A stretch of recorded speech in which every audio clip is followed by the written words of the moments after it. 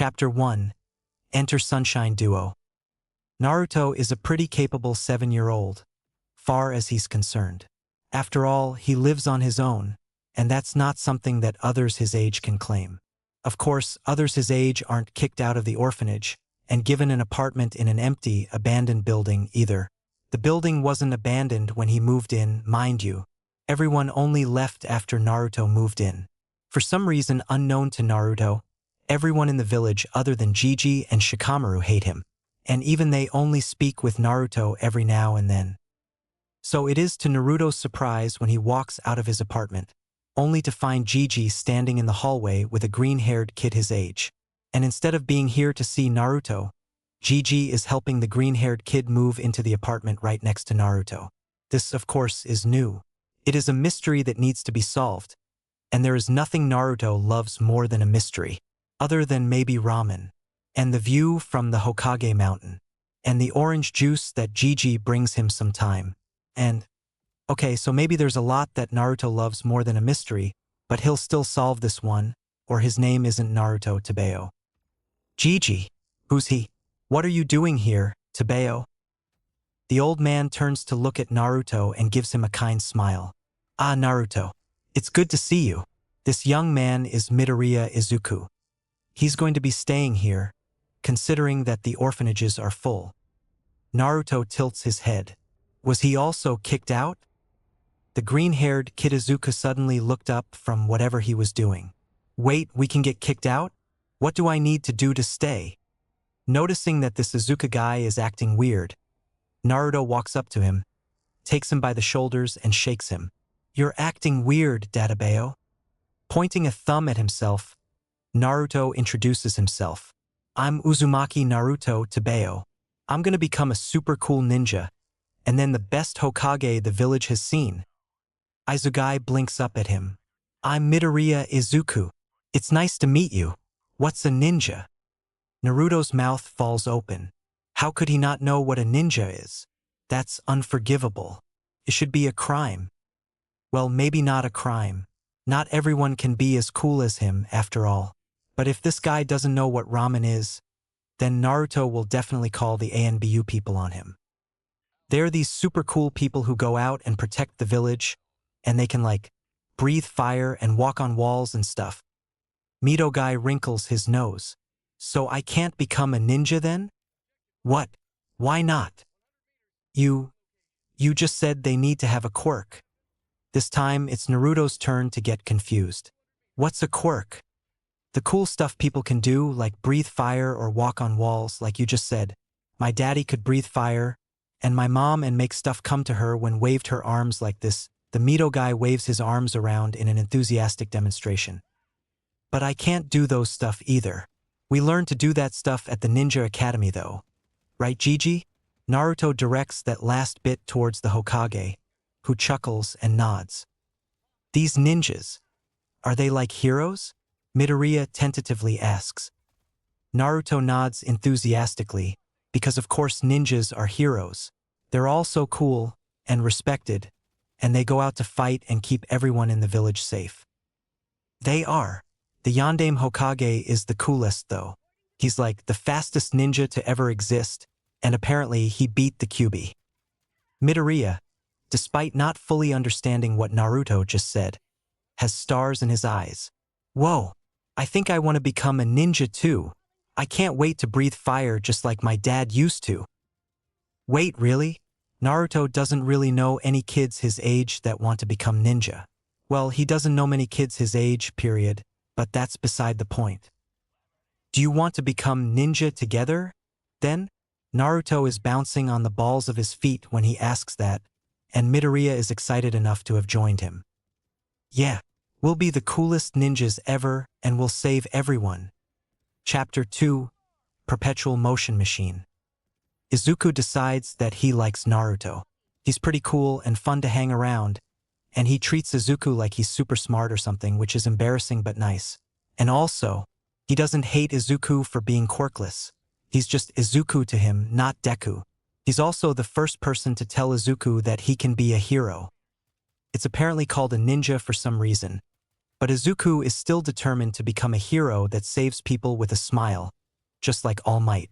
And Naruto said that they would become ninja together, just like Kaken said that the two of them would be heroes together. Except Naruto is just so nice. He doesn't call Izuku names or call him stupid when he doesn't know something. So Izuku decides that Naruto is now his best friend. He knows that Naruto is his only friend, but he's also his best friend.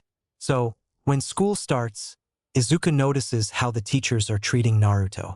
How they're treating him the same way his old teachers used to treat him. He notices how they're treating Naruto like he's quirkless. Like he has a disgusting disease that they don't want to risk catching, even though Naruto is healthy. Izuku, more than anyone, knows what that's like. How teachers ignore, how they don't teach you properly, how they look at you like you're not worth the dirt under their feet. On one occasion, Izuku has even had someone tell these things to his face. So, he decides that he's going to help Naruto. If the teachers want to be mean and treat him badly, then Izuku will treat him nicely and try and help him with his homework. And if people treat Naruto's dream of becoming a ninja just like they treated Izuku's dream of being a hero, then Izuku is just going to have to believe in Naruto enough to make up for everyone else. Because Naruto believed in Izuku when no one else did, and far as Izuku is concerned, it's the least he can do in return. Besides, he wouldn't be much of a hero if he just ignored it. So, once classes were over, Izuku walks up to Naruto and asks him if he wants to study together. Naruto's eyes widen. "Me?" he asks, pointing a finger at his face. "Ah, the stuff I was taught was different. I wanted to know if you wanted to study together? We could help each other." Izuku starts getting less and less confident the longer he speaks. How would he have been able to help Naruto with homework if he himself doesn't know it? He's never even heard of the elemental nations before, and now he's being taught about their history and stuff. He only knows the history of Japan. But it seems that Izuku was worrying over nothing, as usual, because Naruto lights up and shakes his head. "Course, you want to go train after we finish studying?" "Why?" Izuku panted out. "Are we running so much?" Naruto, from where he is all the way down the street, turns around and runs back to where Izuku is collapsed and pokes him with a stick he found. "Why are you taking a nap on the street? If you were that sleepy, we could have gone home to Bayo." In between greedily inhaling as much air as he can, Izuku levels Naruto with the most deadpan look he can. "I'm not," he pauses to take a breath. "I'm not taking a nap. I collapsed because I am tired, and I can't keep up with your stamina." "Are you sure that isn't your quirk? Maybe it increases your blood flow, allowing you to take in more oxygen? Or what if your lungs are just capable of more efficiently taking in oxygen? After all, an ordinary lung only has an efficiency of 74% when breathing." "Izuku!" Hearing his name snaps him out of his mutter storm. "I didn't understand any of that, and I don't even know what this quirk thing is. Now, are you gonna get up?" Izuku lets out a loud groan. "But I'm so tired." Naruto shrugs his shoulders. "If you want to give up here, go ahead. But I'm gonna keep going until I become the Hokage, Tebeo. And that is so not fair." But he is right. If Izuku stopped now, he would be giving up. He finally has someone that believes in his dream, finally has a friend. Like hell is he gonna disappoint him by giving up. He slowly pushes himself up to his feet. "Let's go then." Naruto gives him a wide grin, turns around, and bolts. Maybe he should rethink the whole keep up with Naruto in running thing. "This is so boring." Naruto whines again. Izuku never thought to try and keep count, so he doesn't know how many times he's done it so far. Maybe he should keep a count next time? "Izuku, I am dying. Help." Izuku stops what he was doing and looks toward Naruto. "We only entered the library half an hour ago. We haven't even found books to read yet." "I know. We should just leave this place, Tebeo. It sucks. Why don't we go get some ramen? I'll pay if we leave now." Izuku, still slightly upset over having to run so long the other day, and just a bit petty, smiles as innocently as he can manage. But I thought you wanted to be a ninja? Are you giving up so soon? And at that, Naruto instantly freezes and stays that way for a good few minutes. His face slowly morphs into a determined scowl, and he hops onto a chair. Course I'm not giving up. That's just not my ninja way. I'm gonna kick this library's ass. Then I'll become Hokage. You'll see. But first we need to become strong ninja. Isn't the Hokage supposed to be the strongest ninja in the village? Naruto, who had gotten down from the chair as quickly as he climbed it, nods along. Like the fourth Hokage. Like the fourth Hokage. Izuku agrees. But then why are we here? We should go train if I want to become a strong ninja. Izuku just stares at him, hoping that Naruto will realize what he just said. When it seems like he won't be having an epiphany anytime soon, Izuku decides to just explain. Train what? Huh? What will you train? How will you train? Naruto fumbles over his words, backed into a metaphorical corner, and unsure of what to say. I'll run and practice throwing kunai. But don't all cool and powerful ninja know jutsu?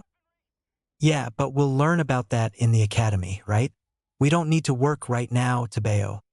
Like I said, fine. Give up if you want. I'm gonna go read up on ninja and chakra and jutsu and stuff. That way when we get to the academy, I'll know what to do and start learning cooler stuff. Fine. But I didn't give up, Tabeo. Naruto grumbles.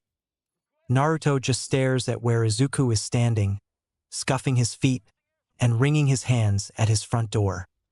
After a moment's silence, Naruto speaks up. Aren't supposed to be like, super smart or something? Izuku waves his hands in front of his face and squeaks out a reply, his face red. I never said that.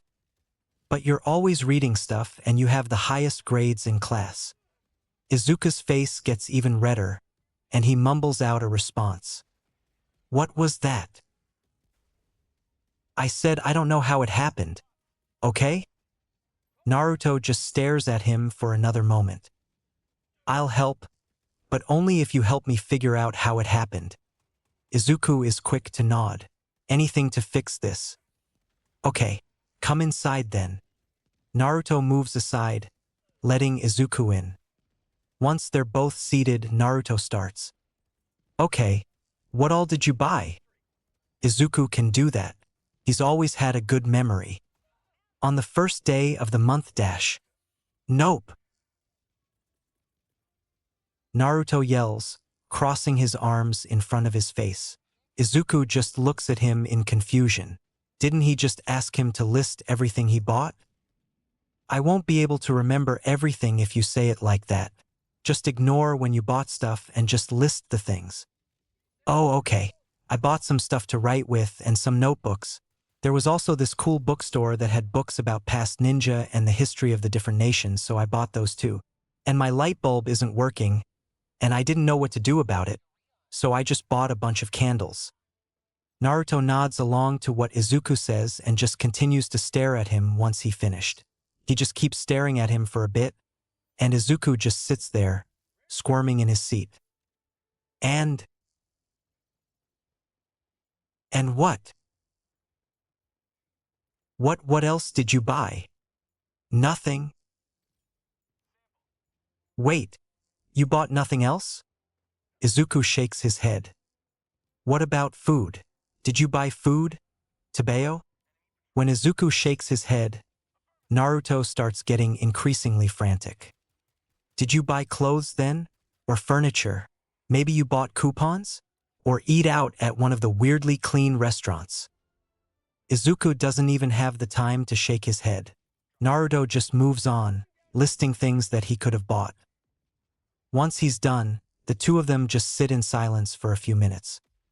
I'm taking care of your money from now on. Naruto is half glaring at Izuku, with his arms crossed. What? Why? Letting out a huff of breath, Naruto says, You spent all this month's money on books and candles. Izuku, I'm keeping an eye on money from now. You can borrow some of my stuff for the month. Izuku feels a bit uncomfortable at that. He just wanted to borrow some stuff, not have Naruto take on the responsibility of managing his money.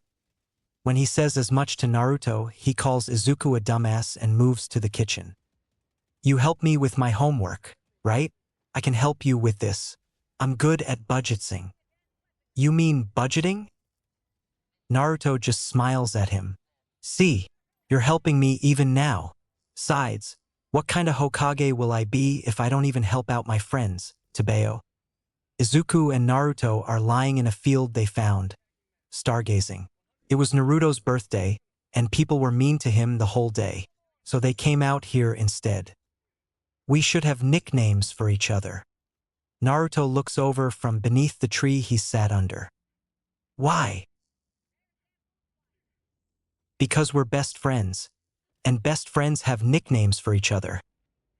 Naruto grins wide when Izuku says that they're best friends. And Izuku realizes he was also grinning when he said that they were best friends. Oh yeah? I'm gonna have the coolest nickname then, Tebeo. What about Narukin? Naruto scrunches up his face. That sounds weird though. Weird how? Izuku asks with a tilt of his head. I dunno. Just sounds weird. Okay. Then how about Nakin? That's just the same thing as last time, Tebeo. Fine. I'll think up something different then. Izuku sits up to glare at Naruto, then goes back to thinking. Wait. I have a nickname for you. Zuchan. I know it's kick-ass, Tebeo. No need to thank me. Izuku beams. That's what Kakin used to call him before he got his quirk. Neither of them could pronounce the other's name, and just called each other Zu and Ka. What if I call you Token then? Like, Naruto. Sounds good, Tebeo. Izuku promises to himself that he'll be good enough this time. He'll be strong enough that his best friend won't leave him again. Chapter 3. Grumpy Sasuke in a birthday hat. Token. No. Token. No, Izuku. Naruto. Please. Just this once. No. Where'd you even find someone willing to sell you a replica of the Hokage mountain? Tebeo. It's the guy that sells the weird masks, Izuku says, bouncing in place. You mean the guy that sold you a painted rock last month? Izuku immediately deflates and starts sulking. It's not his fault that he fell for that. How was he supposed to know what's possible and what's not in a place as weird as the elemental nations? He hears Naruto grumble from beside him. Oi, why are you upset? I'm the one getting dragged to the library. Izuku takes a deep breath. Naruto, he says, because he's heard this same thing so many times already. You are not being dragged to the library. You can go do something else if this is boring. Do what? I dunno, Token. Maybe you can give spying on the ninja another shot? We still don't know how to unlock chakra, even though it's supposed to be like, super important. Naruto pumps his fist. Yes, I'm gonna learn all their secrets, Tebeo. And then he's off before Izuku can get another word in. Not that he wanted to. At least now he can read that book on the structure of the Kanehagakure sewer system without Naruto complaining. When Sasuke climbed up the tree to spy on his father training Itachi and Ai to become a genin, he didn't expect to see a blonde kid the same age as him already up there. What are you doing here? The blonde swivels his head towards him with wide eyes. Shoo! He looks back to where the Uchiha were training, then whispers, What if they heard us, Tebeo? Don't shush me. Why are you spying on Itachi and Ai? I wanted to find out how we were supposed to use chakra. Thought I'd spy on some ninja to figure it out. Sasuke breaks out into a grin. Guess we thought alike then. Wait, you want to be a ninja too? HN. I am. My name is Uchiha Sasuke. What's your name? I'm Uzumaki Naruto Tebeo. It's nice to meet you. You want to train together? Excuse me, may I sit here? Izuku startles out of the book he was reading, and sees a pink-haired girl pointing towards one of the free chairs at his table. "Oh, sure. You're welcome to take it." She sets down her stack of books and starts reading. Izuku, being the curious soul he is, peeks over the table to try and figure out what book she's reading. He doesn't know anyone his age that like to spend time at the library as much as he does. Well, at least in Konoha. His neighbor, Seiichikuin, used to love going to the library with Izuku before moving away. The pink-haired girl seems to notice his curiosity and tilts the book she was reading. "I'm reading a book on the founding of Konoha. Is it nice?" She nods. It's like super old, so it has stuff in it that the other books don't." "That sounds pretty cool. Can I read it after you're done?" She smiles at him. "Sure. I'm Haruno Sakura, by the way. Nice meeting you." He stands on his chair to extend his hand across the table. "Midoriya Izuku. Nice meeting you, Haruno-san." Zuchan, open up." The door swings open to show a green-haired kid. "What is it, Token?" Uzumaki breaks into a wide grin. "I found a new friend, Tabeo." Token turns to look at him then, Sasuke having gone unnoticed till now. "Oh, hello. My name is Midoriya Izuku. It is nice to meet you," he says with a bow. Remembering his manners, Sasuke bows back. "I am Uchiha Sasuke of the Uchiha clan. It is a pleasure to make your acquaintance." "Why are the two of you talking so stuffy, Tabeo?" Sasuke hears Midoriya sigh before replying. "Because it's polite, Token." Thunk. "Gah! Why won't this damn thing go straight?" "Calm down, Token. You can try it again. You'll get it eventually." "Well, yeah, but it's annoying that I don't even know what I'm messing up, Tabeo." Sasuke speaks up. "It's because you're holding the kunai wrong. You're supposed to hold it like this with your thumb over your fingers, kinda like holding a hammer." Both Midoriya and Uzumaki try to mimic Sasuke, with varying levels of success. "Is this correct, Uchiha-san?" It is. Uzumaki still has the wrong stance though." "How the hell do you even know all this, Tabeo?" Sasuke shrugs. "Itachi and I taught me." "Happy birthday, Izuku-kun. Happy birthday, Zuchan." Izuku takes in his surroundings with bleary eyes from where he is at the door to the bedroom, tearing up the more he looks. Apparently his friends decided to break into his apartment and set up a banner and cake. Sasuke-kun is even wearing a party hat. Izuku launches towards them, dragging them into a hug, sobbing out "thank you" repeatedly. He hasn't had a birthday party in years. He didn't think he would have one this year, especially since his mom isn't here. When he feels Sasuke-kun and Token hug him back, he pulls them in closer. "I hope I'm placed on the same team as you two," Sasuke panted out. All three of them were lying on the ground, exhausted from all the running and sparring. Coughing lightly, Izuku turns his head towards Sasuke. "Team." Sasuke hums in response. "Yeah, ninja work in teams.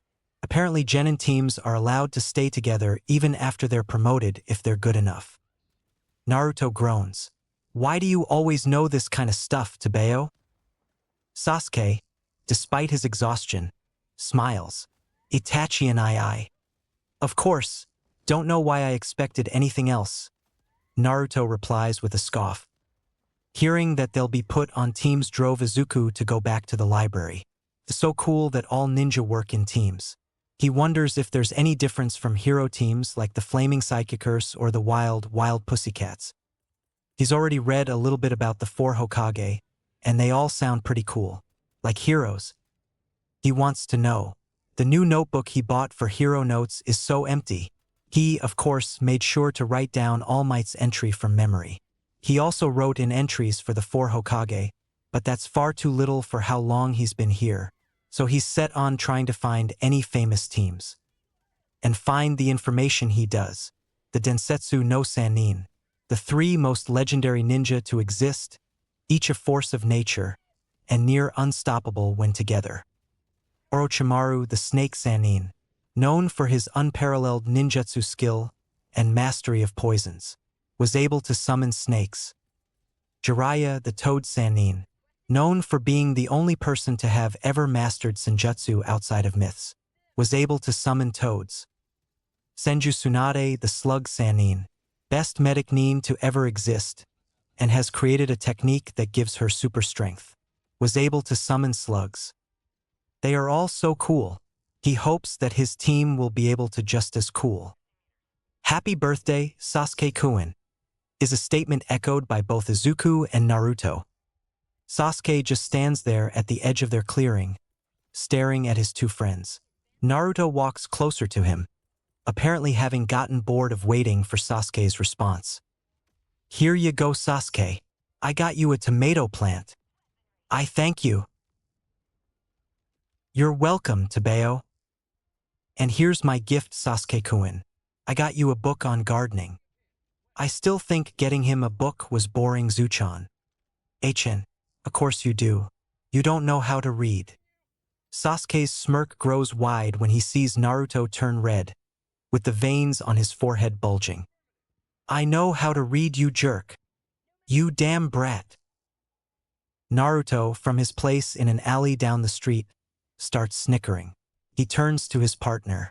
That was great, Sasuke. I never would have been able to pull that off on my own. I so would have been seen. Sasuke tilts his head.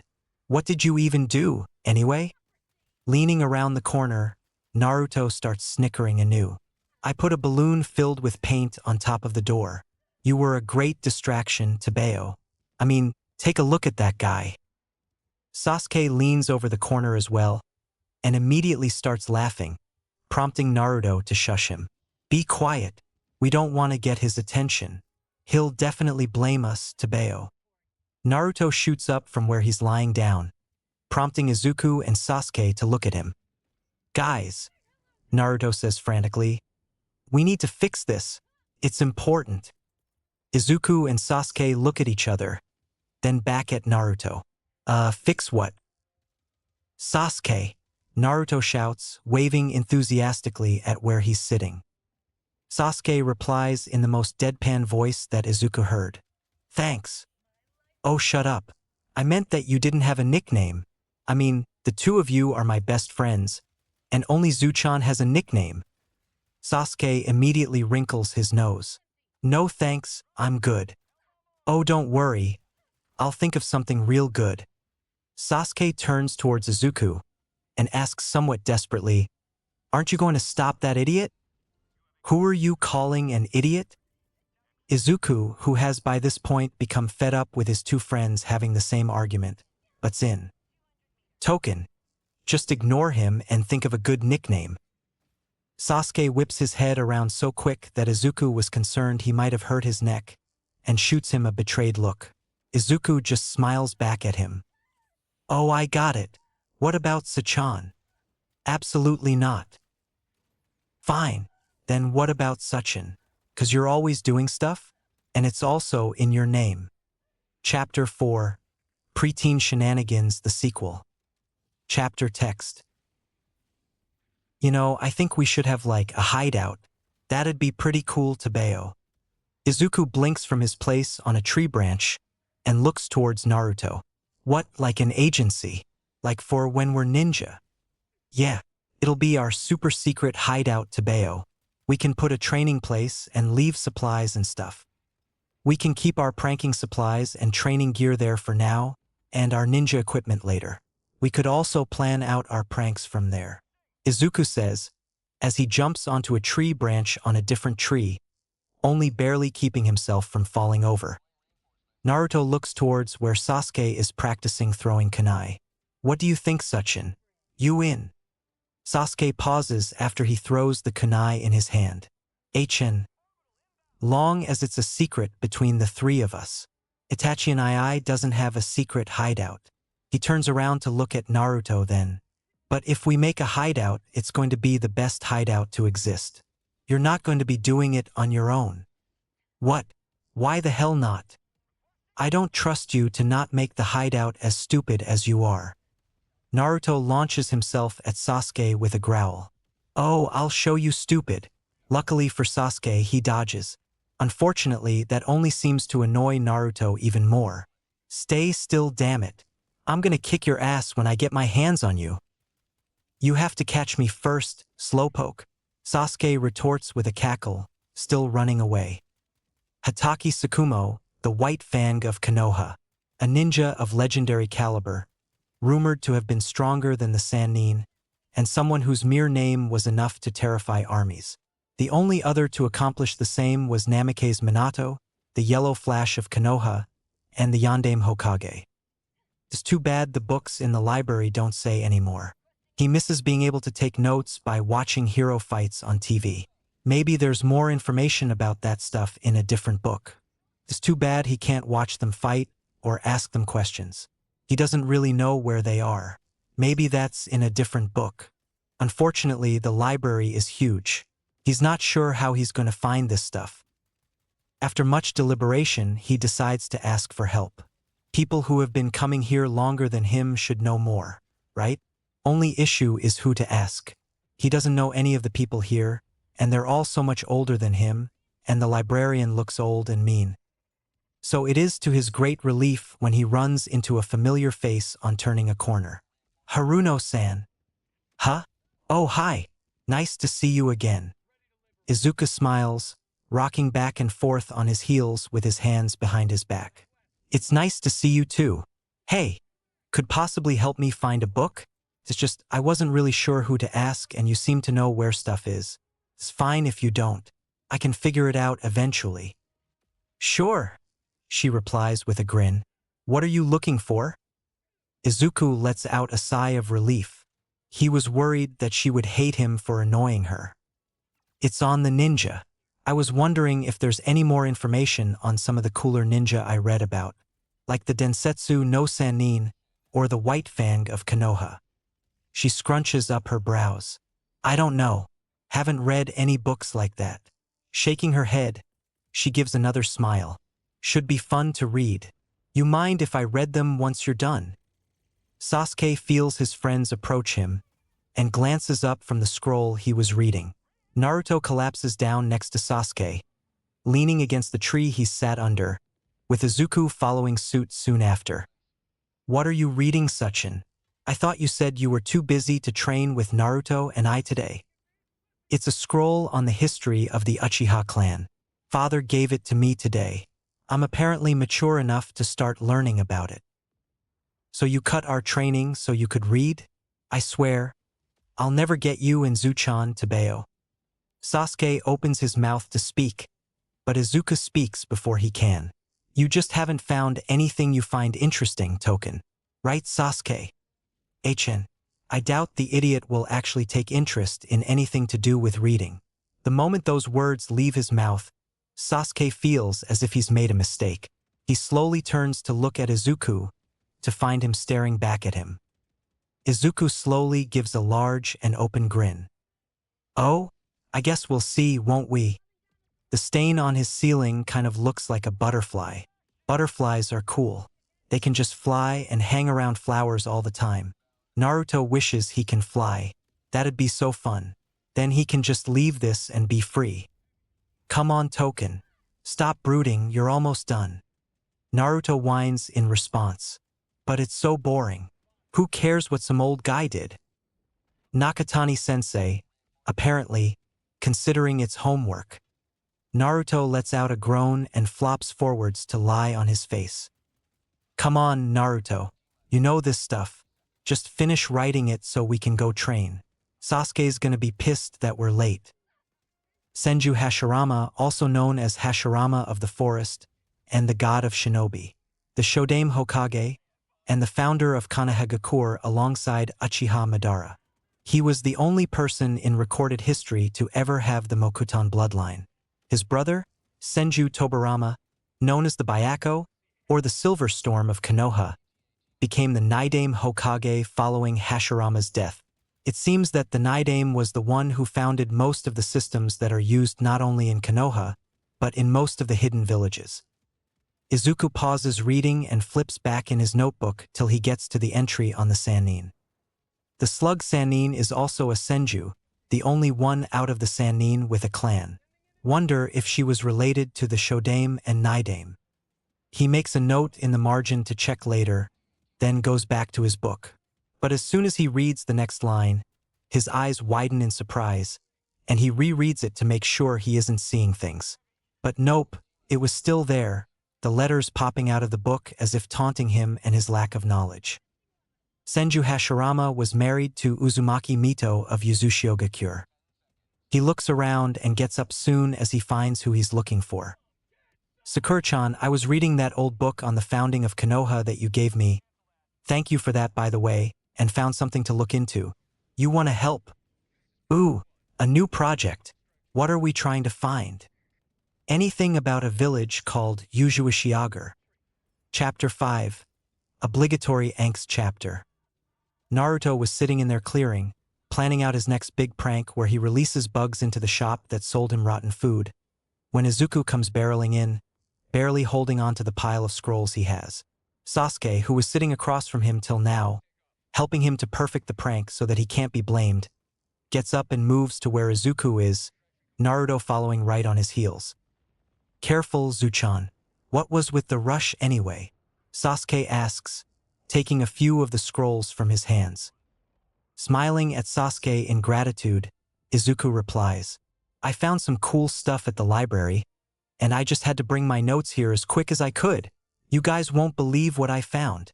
Especially you, Token. He dumps the scrolls down in front of him and sits down with his legs in a W shape, then looks towards Naruto and Sasuke, gesturing them to sit down as well. Naruto cautiously takes a seat on the other side of the scrolls as Izuku, because as curious as he is, he also knows to be careful around Izuku's books if he doesn't want to somehow be convinced to read more boring books than he absolutely has to. Izuku clears his throat and opens one of the scrolls. Okay, so you both know who the Shodame was, right? It was Senju Hashirama, Tabeo. Yeah. Do either of you know who his wife was? Or what clan she was of? Or where she was from? Even. Izuku questions them, eyes the widest he's seen so far, and voice filled with excitement. Naruto shakes his head. They didn't learn much about the founding of the village yet. They're still teaching them about the Warring States period in school. Izuku was literally shaking, whether from nerves or excitement was to be seen. Before either Sasuke or Naruto could ask him if he was alright, Izuku barrels on. Izuku recites the information with a wide grin, rocking back and forth where he's sitting. Her name was Uzumaki Mito of the Uzumaki clan, and she was from Yuzushiogakure, the village hidden in eddies. What? He has a clan. Family. He looks towards Izuku, desperate for more information. What? He croaks out, Where? Please. He stops speaking, feeling like crying, feeling like throwing up, or punching something, or doing something because what is going on? He leans forward and curls in on himself, clutching at his chest. He can't breathe, and he wants to throw up and cry and just sleep. He's not sure what is going on, and he wants it to stop because it hurts and he doesn't know where or why. Uchiha Sasuke, for all that he was surrounded by people growing up, was always lonely. People looked at him, and he was an Uchiha or Itachi's brother or Fugaku's son. Never Sasuke. No one's ever just seen Sasuke with the exception of Itachi and Ai. That is, of course, until he met Naruto and by extension, Izuku. The two of them couldn't care less that he was from a founding clan, or about who his family is. To them, he was just their friend, and so he cares about them. He took the time to learn about them. He knows that Izuku has a muttering habit but flinches every time he notices it. Knows that he's not from Hai no Kuni. Knows that he's been as lonely as Sasuke has been. Knows that Naruto hides on top of the Yondaime statue head whenever he's upset. Knows that he's also lonely till he met Izuku and Sasuke. The point is, he knows his friends, so he feels his eyes widen the moment the words leave Izuku's mouth. Naruto has always wanted to know more about his family, and his parents and where he came from. He must be ecstatic right now. But then Naruto collapses to the floor sobbing, clutching, clawing, his chest, curled in on himself on the floor, shaking, and Sasuke is no longer certain he knows his friends as well as he thought. Why is he crying? What can he do to help? Is he hurt? Shaking off his confusion and concern, Sasuke reaches over to hopefully try and shake Naruto out of whatever's happening to him. Naruto flinches away from him, now a bit further away, and starts heaving. Sasuke can see blood on Naruto's shirt where he was clutching it, and on a second glance can see that Naruto's fingers have blood on their tips. Sasuke doesn't know what to do. His best friend suddenly got sick and seems hurt, but he doesn't know how, and he's actually injured, and gods, is Naruto dying? He keeps staring at Naruto helplessly, unsure of what to do next, what he can do next, until he starts seeing Naruto in slow motion. Out of the corner of his eyes, he sees that Izuku is panicking over Naruto. He takes a deep breath. If all three of them are panicking, he thinks with a sudden clarity, then there will be no one to help. After a moment of deliberation, he decides to sing the same lullaby his mom sings to him whenever he has a nightmare. This can't be that different from a nightmare, can it? He sits down and starts humming the beginning. Haruno Sakura had a happy life. She lives in a nice house, and she has pretty dresses and loving parents. She does, but she's often been alone. Her parents are real busy and leave her alone to do things on her own. But it isn't so bad. She learnt so many cool things because of it. She knows how to cook and clean and wash the dishes and do the laundry and all the stuff adults are supposed to know. She's all grown up, so it's fine that they're not there. And she gets bullied at school because of her big forehead. And that isn't really nice, but it's fine. She spends most of her time in the library anyway, and it's not like she'll run into bullies there. And she's learnt so many things and read so many books now. It's just, she really wishes she had a friend. 'Cause sometimes she is so sad and lonely when she goes home to her empty house. And then one day, she did make a friend. His name was Midoriya Izuku, and he had weird green hair, and liked books and reading as much as she does. And he keeps asking her for help and advice, and he's never once made fun of her for her forehead, either. So when she sees him walk into the library while talking to a blonde guy their age, she feels her heart drop. Of course, he would have other friends. And now he's going to stop talking to her because he has someone else to hang out with. But before her thoughts could get any more self-deprecating, Izuku turns towards her, flashes her a bright smile, and makes his way towards her, dragging the blonde behind him all the while. "Hey, Sakura-chan, how are you doing? This is Uzumaki Naruto. Token, this is Haruno Sakura. She's super smart. She knows so much stuff." Sakura blushes at his words. She's not that smart. "Whoa, really? Nah. Can you help us then?" "Oh, sure. What are you looking for this time, Izuku?" Izuku reaches into his bag and pulls out a scroll, handing it to her. "You remember how a few days back we looked for books on Uzushiogakure? Well, in that it mentioned that the Uzumaki clan were unnaturally gifted in Fuinjutsu, whatever that is. As you heard, Token is Uzumaki, so we figured we'd try and see if there were any books on this Fuinjutsu thing." Sakura, reading through their notes on the same thing, nods. That would make sense. Both the learning the Fuinjutsu part and the blonde being an Uzumaki. It did say that Uzushiogakure and Kanahagakure were sister villages. Handing the scroll back to him, Sakura nods. "I'll help you find the stuff, but on one condition." "What is it, Tabeo?" "Well, if it turns out that you're super good at it, Uzumaki-san, could you help me learn it? I've seen it mentioned in a different book a while back, and thought it was cool and interesting." Chapter 6. Kakashi wonders if he should, in fact, go feral. When Naruto found out that his clan, the Uzumaki clan, were super cool and super strong ninja that were the best there was in Fuinjutsu, he decided that he's going to follow in their footsteps. He was even more motivated when he found out that since the downfall of his clan, seal masters have virtually gone extinct, meaning no one will be able to figure out his techniques. So here he is, sitting at the library with Zuchan and Sakura, reading through stacks of Fuinjutsu books and scrolls. They weren't able to find anything that actually taught Fuinjutsu, but they were able to find a lot of books talking about the theory and stuff. Naruto expected that he'd have to try his best to focus and not get bored immediately, but that was surprisingly unnecessary. It just Kinda makes sense? Like, Fuinjutsu is apparently just a very, very complicated language with each part of a seal adding up to a whole. Every stroke, symbol, and letter coming together to form a sentence, a command. Like, of course the symbol for beetle and the kanji for life shouldn't be put together using a downward curve. Like, that's how you get giant killer beetles, that's just common sense. Shaking his head, Naruto gets back to reading the book filled with theory. He still has a couple of books filled with the history of Yuzushiogakure and the Uzumaki clan left, and he wants to get through those as soon as possible. For years, Kakashi has known that he was an omen, a harbinger of death. He's not sure when he realized it. Maybe when he was 4 and stumbled upon his father's corpse. Or when he was older, when Obito died because of his selfishness. Or even when he shoved his hand through Rin's chest. But the event that solidified his opinion was the death of his mom and dad Sensei and Kushina.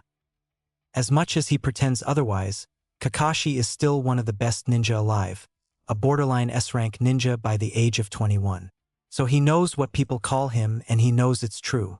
He's the only shinobi where his own friends' allies are as scared of him as his enemies are. To his enemies, he's Kakashi of the Sharingan or the infamous copy ninja, or on rare occasions the son of the White Fang. But in the village, he's known as Friend Killer Kakashi. He's feared as much as he was respected, hated as much as he was liked, and Kakashi's made peace with that. So he's a bit surprised when a tiny, blonde human runs towards him and greets him with a blinding smile. "Hi, you look kinda sad, you okay?" Kakashi looks at his little brother, the kid he's not allowed to initiate contact with. Sparkling eyes identical to his dad, the Yondaime Hokage, and a bubbly personality near identical to his mom Kushina, and feels something inside of him snap. "Ma, I'm fine, brat. What are you doing here at noon anyway? Aren't you supposed to be in school right now?" Naruto puffs up his cheeks and tries to level Kakashi with a glare. "I am, but it's so boring. And it rained the other day, so I just had to be out. I mean, look at what I found, Tebeo." Naruto gasps, his eyes widening. "Wait, I have an idea. Gimme your hand." Amused at his antics and delighted at finally interacting with his little brother, Kakashi stretches his hand down into Naruto's reach. Naruto immediately plops a frog into Kakashi's hand. Kakashi looks at the frog. The frog looks back. The thing looks about as confused as Kakashi is feeling right about now. "What's this?" "A friend," Naruto beams. Kakashi nods. "I'll cherish it." And for once, he means it. His kid brother Sensei's son gave him a frog to take care of, and Kakashi is nothing if not dedicated to the mission. He will see this through. Naruto's beaming smile grows a bit subdued and shy. Do you want to help me catch more of them? They always show up when it rains, and they're pretty cool. Tebeo. Kakashi looks at the pup in front of him, at the only family he has left, and comes to a decision. He is Hatake Kakashi of the Hatake clan, a clan of wolves, of loyalty, of family. If anyone tries to take away his pup from him, may God have mercy on their soul, for he sure won't. "Sure thing, brat. Lead the way." "Hey, you two? I've been thinking." "HN." Naruto reaches over from where he's sitting and whacks Sasuke over the head. "Use words, damn it." Sasuke scowls at him. "I'll speak however I want." Naruto leans towards him. "We can't understand you if you just grunt half the time, and you say that I have bad vocabulary." The both of them stop when they feel a paper ball hit them in the side of the head. They turn in the direction the balls came from, to see an exasperated Izuku staring at them with his arms crossed. As I was saying, I've been thinking about what Sasuke said a while back, about us being on a team together. "What about it?" Sasuke questions. "Well, I've been looking up past teams, right? To try and see what we'd need to do to become effective, and to become the best. What I've found so far is that the teams that are well known all have members with different specializations." "What do you mean, Zuchan?" Izuku sits there, thinking about how to explain it for a few seconds. "Okay, so here's an example. The Densetsu no Sannin are the strongest 3-unit team to exist. And yeah, they're all super strong on their own, but they complement each other. The Snake Sannin is extremely good at Kenjutsu and Juinjutsu, the Toad Sannin at Fuinjutsu and Senjutsu, and the Slug Sannin at Iriajitsu and Taijutsu. And all three of them are good at ninjutsu on top of that. Izuku can see realization dawn on both Sasuke and Naruto's faces. That way, there won't be a situation that at least one of them won't be able to handle. Sasuke whispers, and it only seems to fire up Naruto even further. Oh hell yeah, we're gonna be kick-ass. I'll pick Fuinjutsu. Then. Right? And I'll go with Taijutsu. The both of them turn to Sasuke, who just frowns. I don't know what to pick. That's fine, Sachin. I'm sure you'll figure it out. And Zuchan and I can help Tabeo. Hey Kakashi, what's chakra? Can you teach us how to use it? Please. Kakashi closes the book. He was reading another trashy romance novel and looks towards his pup and his 2 tagalongs. Alright, fine. Sit down, brats. The 3 immediately and eagerly follow his instructions. If only Genin cells were this obedient, Kakashi thinks. He closes his eyes and thinks of how to explain this. Chakra is something that every living creature has. But to use it for jutsu, you need to train your body to make more of it than the small amount that keeps you alive. You have in chakra, the spiritual or mental aspect. It's the half of chakra that defines who you are as a person, a representation of your mind, of your soul. The other half is yang chakra, the physical aspects of chakra, the tangibility, the strength, stamina, speed, that sort of thing. When he opens his eyes, it's to the sight of Naruto and the Uchiha listening with rapt attention, while the green-haired brat was taking notes. Where did he even get that notebook from? Kakashi-san, you mentioned that we will need to make more of it before we can use chakra for anything other than staying alive. How would we go about it? Also, does this mean animals can, theoretically, use jutsu? A bookworm? Huh? Ma. I was getting to that, broccoli-kun. And my name is Midoriya Izuku, Kakashi-san. You say something? And never mind. Is Kakashi being an asshole to a kid? Yes, he is. Is it hilarious? The answer to this was also yes. Anyway, as I was saying, you make this hand sign, Kakashi says, gesturing with his chin towards his hands which were doing the hand sign, and try and feel for your yin and yang chakra. Once you succeed in doing that, imagine that you're slowly mixing the 2 energies. If you did it right, your hands should glow blue. Hyuga Hinata is hurt, covered in bruises, but that's not much different than normal. And it's fine if she keeps getting hurt. If she's getting hurt, that means little Hanabi won't be. So she tells herself that it's fine, that it's for the best. But she's never quite able to convince herself. Their clan taijutsu style hurt to be hit by, as Hinata knows from personal experience. She doesn't want to hurt someone else like that, but to her father and the elders, such thoughts are unacceptable. As the future head of the clan, she needs to be a strong leader and a strong ninja. No way around it. She just hopes that she'll be able to find a way to be a strong and capable ninja and not have to hurt people. Chapter 7. Kakashi tells his leader to fuck off. Hokage-sama, Kakashi greets with a bow. He's pretty sure he knows why he's been called into the Hokage's office, but he's going to keep quiet for now. No point in giving people ammunition they didn't know existed. Kakashi, do you know why I called for you? I do not. Sarutobi takes a puff of his pipe. Out of everyone, you were the last one I expected this from. Kakashi just stands there, staring at his Hokage with his one visible eye. Treason, Kakashi? Sarutobi asks with a shake of his head. You've been taking too many missions, you've been acting out due to stress. It's fine. Just make sure not to repeat this, and we can all move this little fiasco. Kakashi straightens immediately. May I know how exactly I've committed treason? Kakashi chirps. Leveling him with a flat stare, Sarutobi replies. No one connected to Minato was allowed to contact young Naruto. You know I decreed that. Kakashi lets out a small giggle.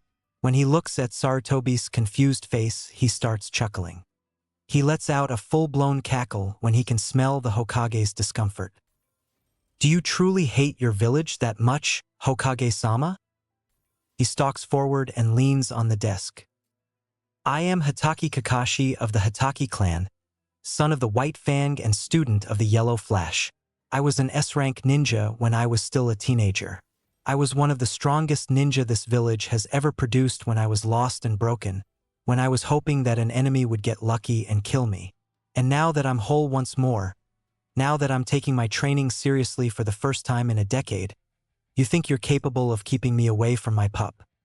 Sarutobi gets out of his chair soon as Kakashi nears the desk, and he felt the ANBU come out partway through his rant. But Kakashi can't bring himself to care. Let them try him. Stop this nonsense at once, Kakashi. You may be powerful, but you are far from the strongest ninja in this village. Jiraiya, Tsunade and Guy are all capable of putting you in the ground. And don't forget, the Hokage is the strongest ninja in the village. Why, those are some fascinating examples, Hokage-sama, Kakashi crows. You have, in order, Naruto's godfather who was just as upset as I was about your law, Naruto's only living family and my best friend. And if you think you're still the strongest in the village, your age must be catching up to you. You haven't been in a fight in decades. Fucking try me. Kakashi stares at Sarutobi, never once breaking eye contact the whole time he's been speaking. Eventually, Sarutobi sighs.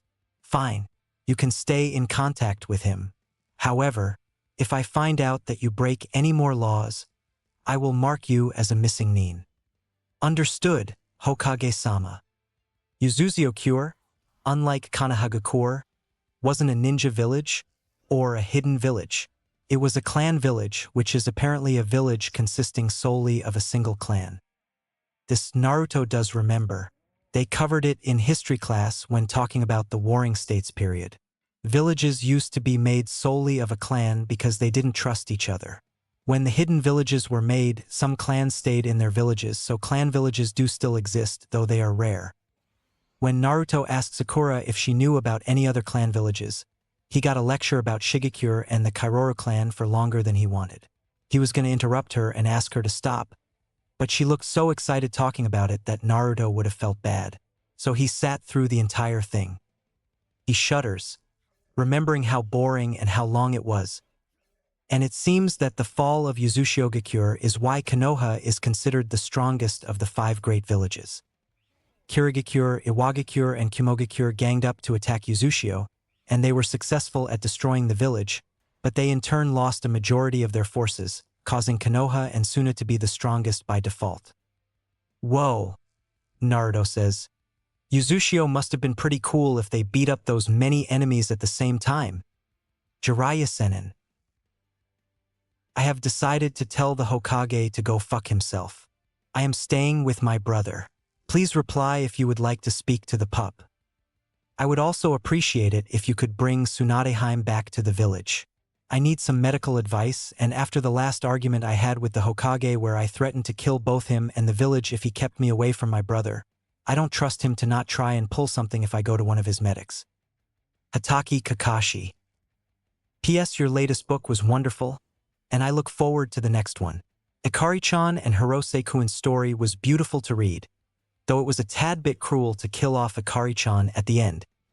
Ha! You're trapped. Now you gotta show us. It seems you've succeeded in trapping him. Naruto turned around and shot him a smile. We sure did.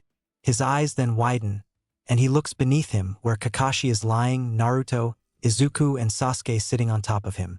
He whirls around again, and there he is. A second Kakashi. Oh, come on.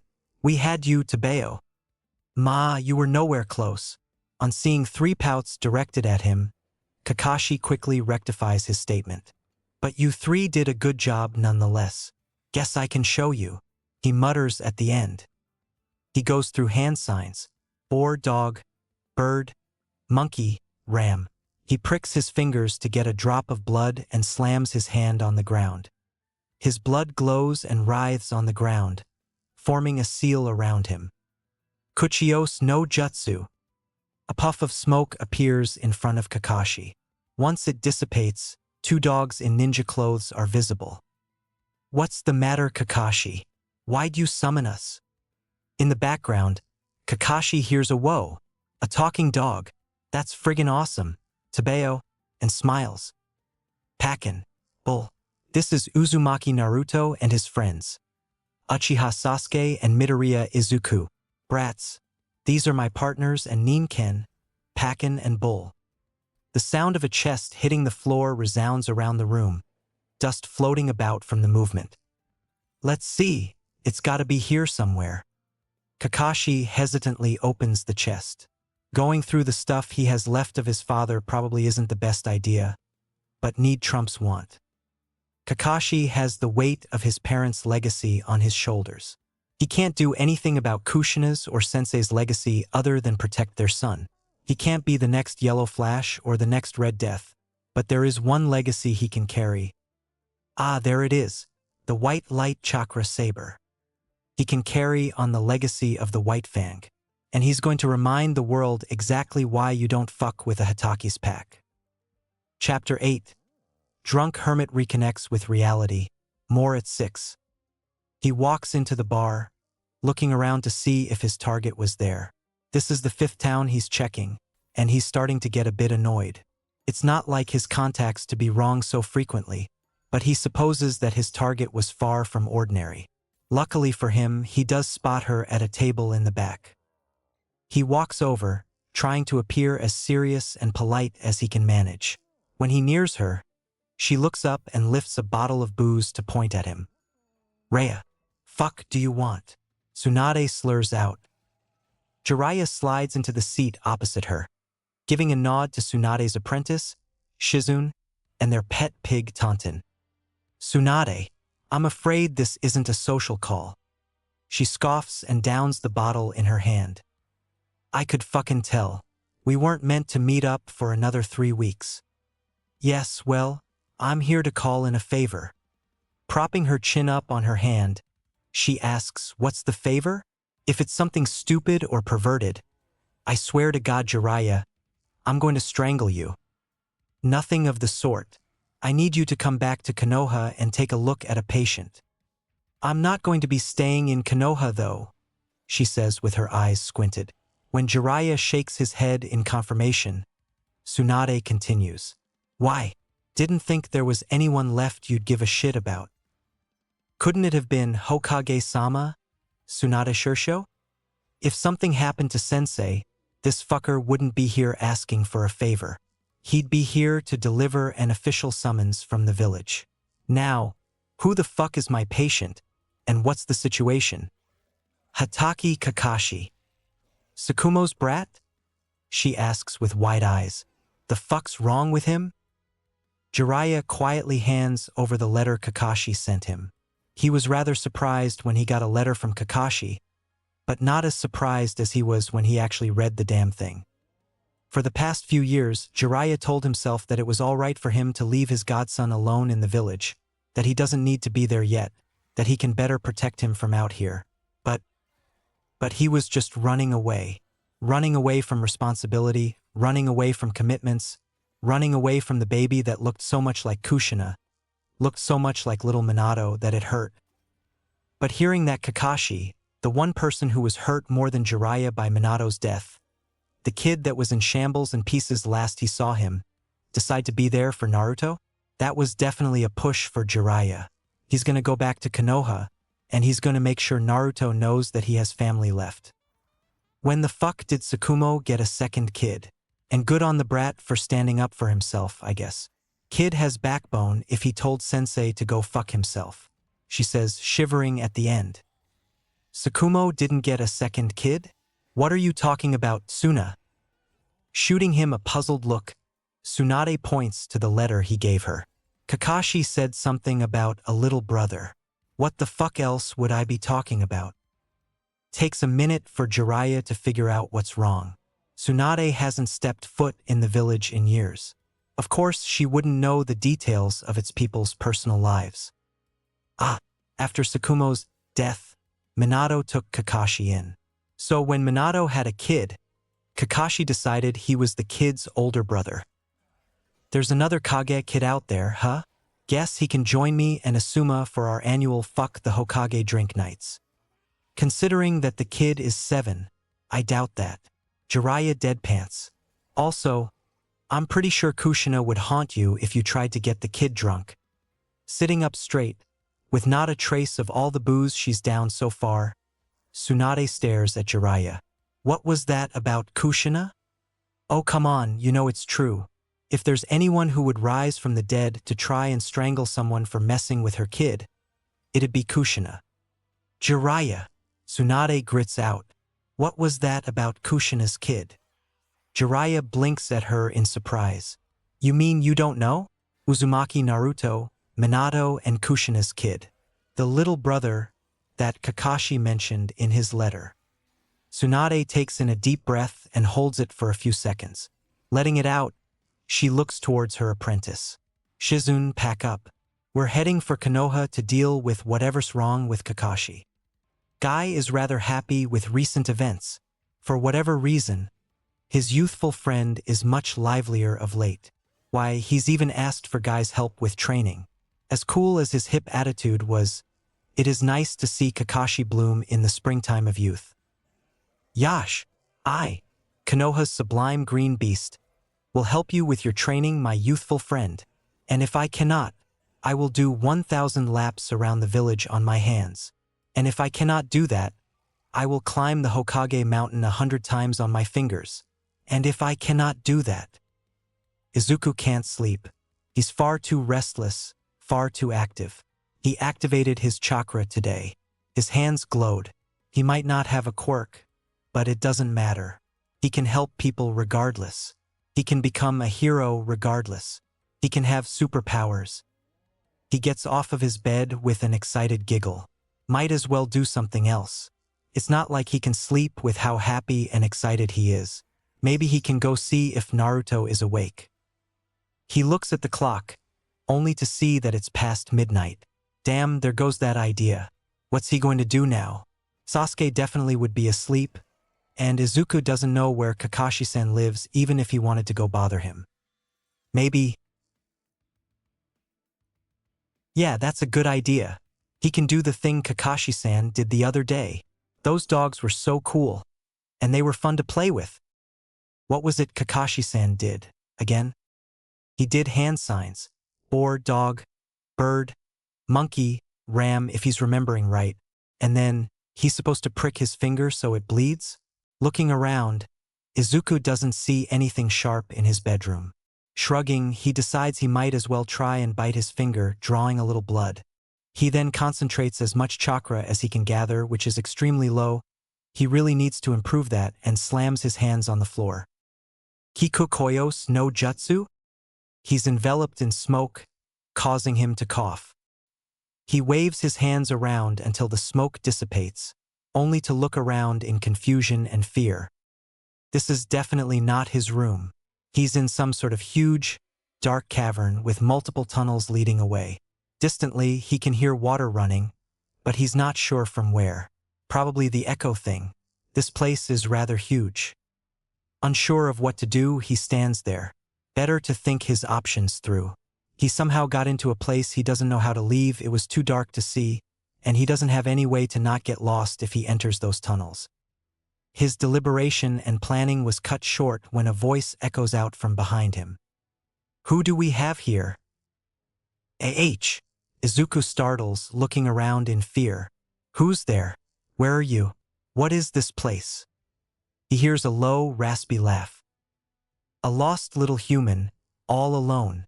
You're lucky that I found you. Some of the others would have eaten you for trespassing. Crouching down, Izuku picks up a rock. It's a bad weapon to use, but it's the only one he has, considering he still doesn't know what to do with chakra. Where am I? Izuku asks again. He needs to get out of here. Izuku doesn't want to die. He's happy with friends and a dream. He hears the rocks and grains shuffling and moving. He lifts the rock above his head with both his hands, ready to strike. My name is Aoda, and you, human, are in Ryuchi Cave. As the voice speaks, it comes closer, until eventually, Izuku can see a giant blue snake that's as big as he is. Naruto didn't really mean for this to happen, but he's not sure what else he expected. Ever since Izuku disappeared a week ago, Naruto has felt sad and concerned. He's sure that Izuku would have told him if he was leaving. They're best friends, right? Maybe someone that didn't like how cool Naruto was hurt Izuku because they were too scared to fight Naruto. But regardless of how sad or distracted he was, he should have known better than to blindly do what that jerk Hibachi told him to. He should have listened to Sasuke. He was right, though he'll be damned if he ever admits that. He's already full of himself. Naruto doesn't need to add to that. So here he is in the forest, being chased by 3 ninja from Iwagakure. Maybe they know that he's an Uzumaki and came to finish him off, he thinks.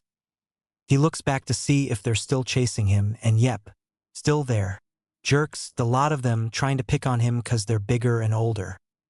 He sees one of the ninja pull out a kunai and aim it at him. Fortunately, it flies past his head, lodging firmly into a tree. Unfortunately, Naruto trips and falls down in his attempt to dodge the kunai. They stalk towards him, surrounding him on all 3 sides not already blocked by a tree. Heh, finally down, eh? You're gonna regret not cooperating with us sooner, you little shit. However, all 3 pause when they hear dozens of chirping birds out of nowhere. When the noise stops, Kakashi is there, standing between Naruto and the enemy ninja, with his hand shoved through one of their chests. You're lucky that Sasuke thought you'd get in trouble if he tattled on you, brat. I wouldn't have known you snuck into enemy territory otherwise, Kakashi chirps, sounding extremely upbeat. Gods, Naruto is definitely grounded after this. It's the copy and Nin. Who cares? There are 2 of us. You distract him. I'll take care of the kid. The Hatake clan, like any clan, can trace their lineage back to spirits and myths. The Hatake were a clan of wolves, and wolves protect their pack. But Kakashi was the last Hatake, the last of his pack, so convinced himself to protect the village instead. Both as a Hatake and as a ninja, a tool. But now that he has a pack, now that one of them is missing, and the other is targeted and threatened by those in front of him, Kakashi does something he hasn't done since his father was alive to supervise. He lets go of the tight control he has on his instinct, and lets the wolf free. And standing in front of him isn't the enemy. This is now a hunt, and they are the prey. Sasuke doesn't know what happened to Izuku, or whatever stupid challenge Naruto is doing in the woods, or why Kakashi ran off in the same direction as soon as he heard that, but he does know one thing. Spying on the Uchiha training grounds is so entertaining.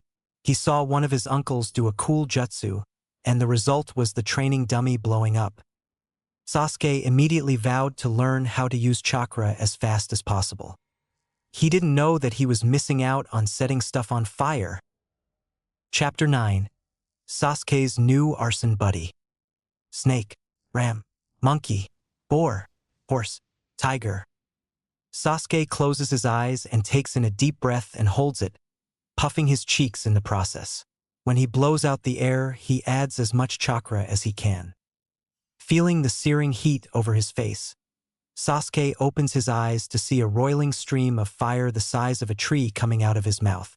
He keeps it up for a few seconds before he stops, bending down and resting his hands on his knees. He did it. Took 2 weeks of practice, but he did it. And he's younger than when Itachi first learnt it, too. But it tired him out too much, took everything he had just to make that small a fireball. He needs to improve. He's not going to let anyone else he cares for go missing. Next time, he'll be strong enough to protect them. Though if he's honest with himself, it helps that the fire is so pretty to look at. You better be okay, Izuku, he mutters. Back to training, then.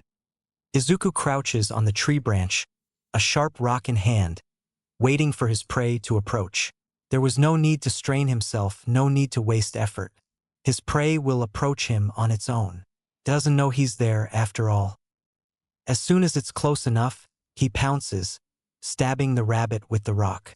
He gets up, removes the rock from the rabbit, and tries to wipe away the blood from it.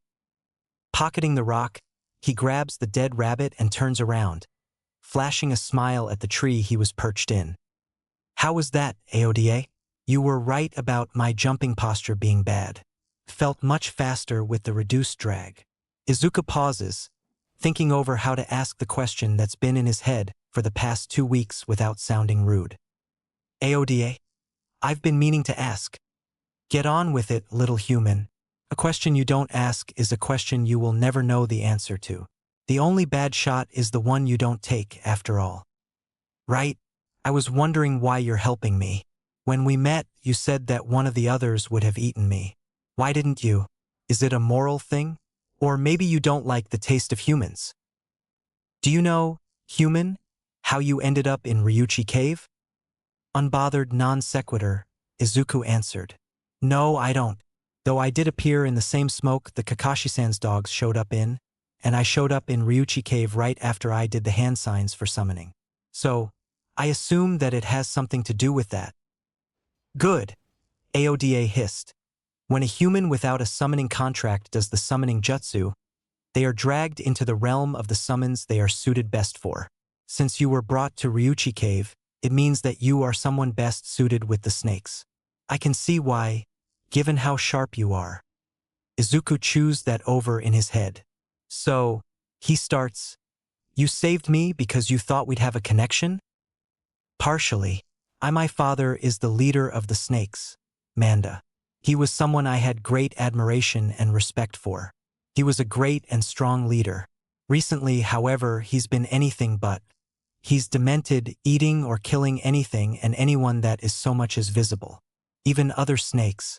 I helped you out of the cave, and am helping you still because I hope to have a summoner that can put an end to Manda's reign of cruelty.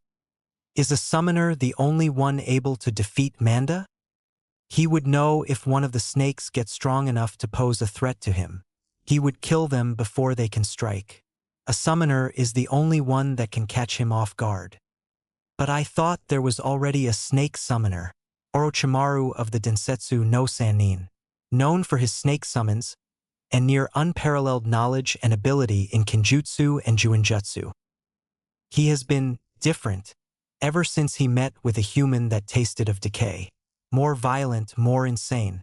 He is not a viable solution. I see. Well, don't worry, Aoda. I'm gonna be a pro-hero, and it's my job to keep people safe. I'll protect the snakes. You can count on it. Oda chuckles. The confidence is appreciated, little one. You are nowhere near strong enough to take on my father right now. I have taught enough to survive till you reach your home. Opening his mouth wide, Oda spits out a scroll, ignoring Izuku's half-fascinated, half-disgusted shout. Use that scroll to let me know when you believe yourself to be capable of besting my father. Then wait an hour and perform the summoning jutsu to bring yourself to Ryuchi Cave. Good luck, human. For all of our sakes, I hope you succeed. It's been a few days since Aoda left Izuku. He's just been walking in the direction Aoda said Konoha was. The path he was on was a bit creepy. A thin, winding road down with huge forests on either side, with not a sound since he entered. Then, partway through the 4th day, he hears someone crying coming in from the woods. Without a moment of thought, he rushes towards whoever was there. They could be in trouble, or hurt. Hello? Is anyone there? He hears someone sniff before a small voice whispers, Deku? Izuku's eyes widen. The only people who call him that are back home. Not to mention that Izuku recognizes that voice. Kaken. Izuku picks up speed and runs toward where the voice came from. When he makes it through a few bushes and into a clearing, he sees Katsuki kneeling, clutching onto the shirt of someone's body. Izuku slows down and goes near Katsuki. Kaken. Katsuki quickly gets up and lunges for Izuku, causing him to backpedal in fright and confusion. His confusion and fear turn to concern when Katsuki latches onto him and starts sobbing. Izuku immediately hugs him back. Kaken, what's wrong? I don't know how I showed up here and Katsuki hiccups. This old guy showed up then and took care of me for a few weeks. But then there was this weird light, and when I woke up he was dead. Katsuki paused to take in a breath and continues. And I am sorry that I was so mean to you, he said with a sniffle. I missed you and I promise that I won't be mean again. It took a while for Katsuki to calm down. But once he did, Izuku helped him to bury the old guy. Rashi, Katsuki thinks his name was. Katsuki wasn't really interested in finding out or remembering it before, but he's starting to regret that now. So, he starts. What the fuck is going on, Zuchan? Where are we? Izuku's eyes light up at the question. Damn nerd, he probably has a notebook dedicated to it already. We're in some place called the Elemental Nations. Instead of quirks, everyone here has this thing called chakra that lets them do cool stuff instead. And instead of heroes, there's ninja. And also, I can use chakra. See? Izuku closes his eyes and puts his hands in a weird position. Just as Katsuki is about to ask what the fuck he's supposed to be seeing, Izuku's hands start glowing blue. That's all I can do so far. Haven't learnt anything else. Though I have years before I can become a ninja, so I'll just learn before then. Are you? Katsuki stops what he was saying. He's pretty sure what he was going to say would sound mean, and he just promised to stop being mean. Katsuki's not a hyperprint. Am I what? Fuck it, he thinks. Are you living in the fucking woods? Crossing his arms with a pout, Izuku replies. Of course not. I just kinda got lost. Katsuki lets out a huff of breath. Of course the damn nerd got lost in a fucking forest. But it's fine, Izuku says, waving his hands in front of his face. I know how to go back to my apartment. Do you want to? Just spit it out already. I was going to ask if you wanted to come to my new home with me, but if you're going to be rude, you're not invited. Wait, no, I didn't mean it like that. Giggling, Izuku smiles at him. What was Katsuki thinking? Pushing away his best friend. He's the older one. He should have looked after the damn nerd like his old hag is always telling him to. He never should have listened to those damn extras. He's gonna blow them up if he ever sees their smug faces again. It's a few days later that it happens. On their way to Konoha, they got hungry and decided to hunt for food. Out of nowhere, Katsuki was jumped by a boar. Frightened, he started letting out explosions, but it only caused the boar to get more violent, more aggressive. Not wanting his friend to get hurt, Izuku channels chakra into his arm and swings. Smash! Suffice it to say, the boar is no longer a problem, and neither are the nearby trees, or the ground, or the bushes. What is a problem is his suddenly broken arm. What the fuck, Izuku? Hiruzen jumped when the door to his office was banged open. He looks up from his paperwork, ready to shout at whichever idiot was bothering him now, only to freeze at seeing his students, Tsunade and Jiraiya, standing in front of him, both looking differing degrees of upset.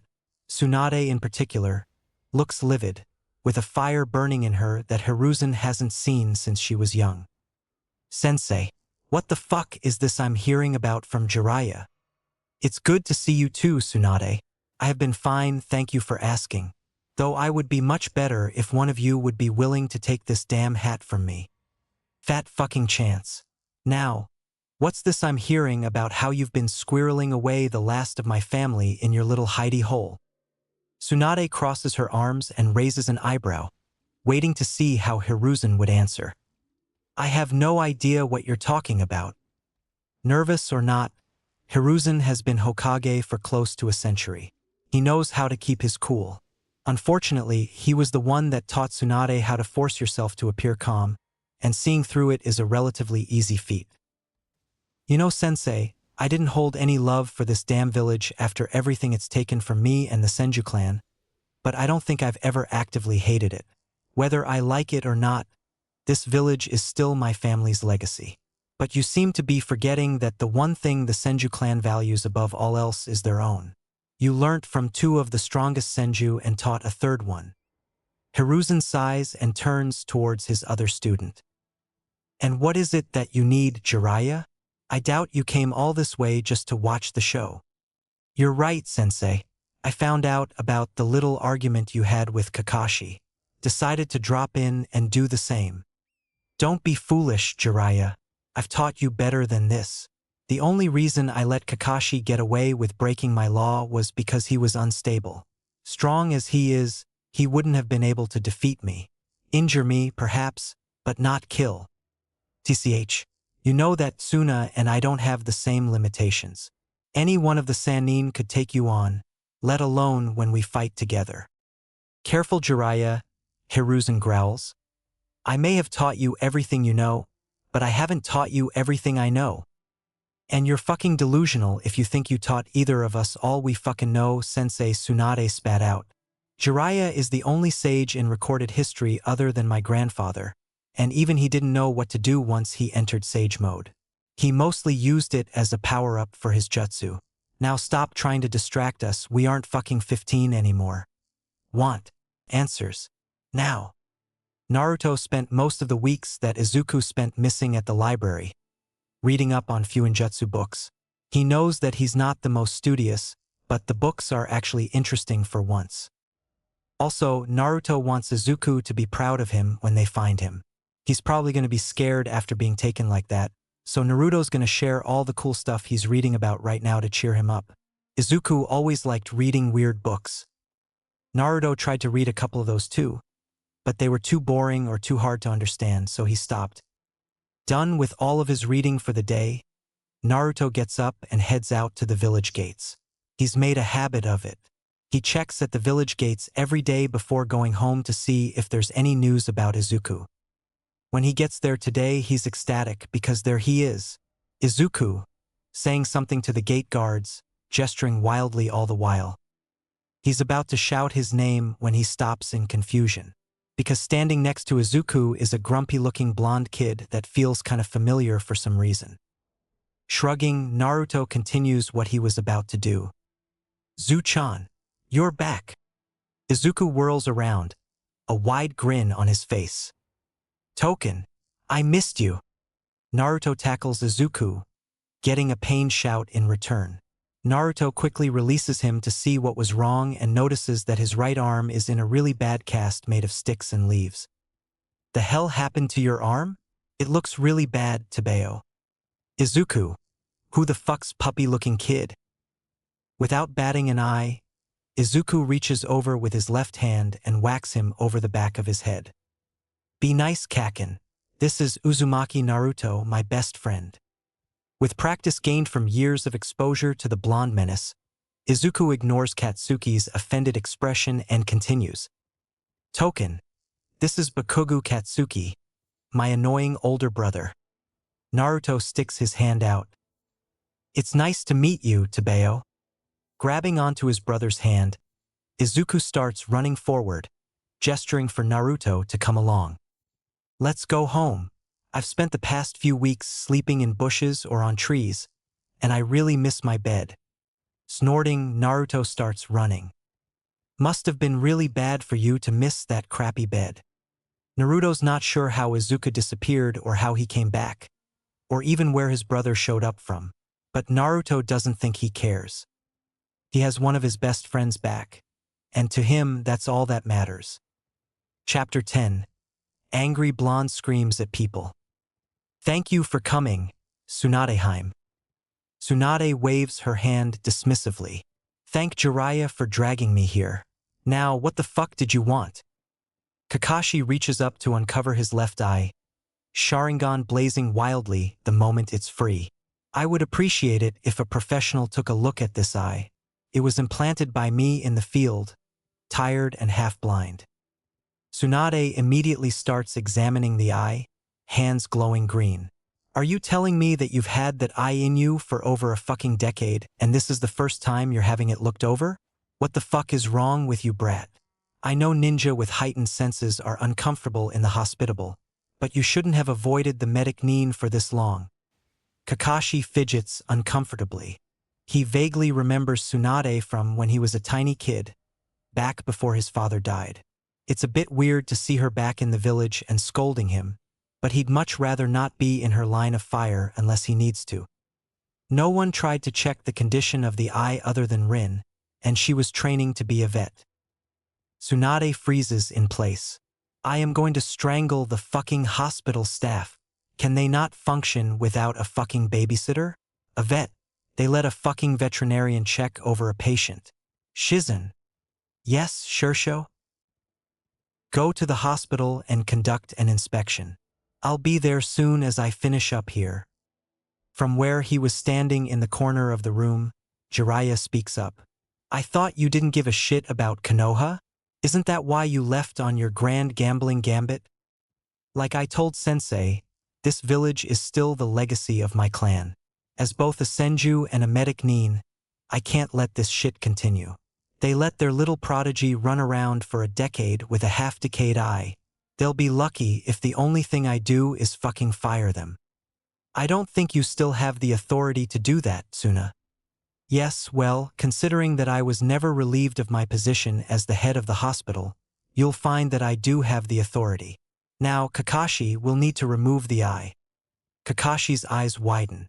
He was hoping to maybe have it properly implanted or something so that it isn't constantly draining chakra, not have it removed. I promised Obito dash.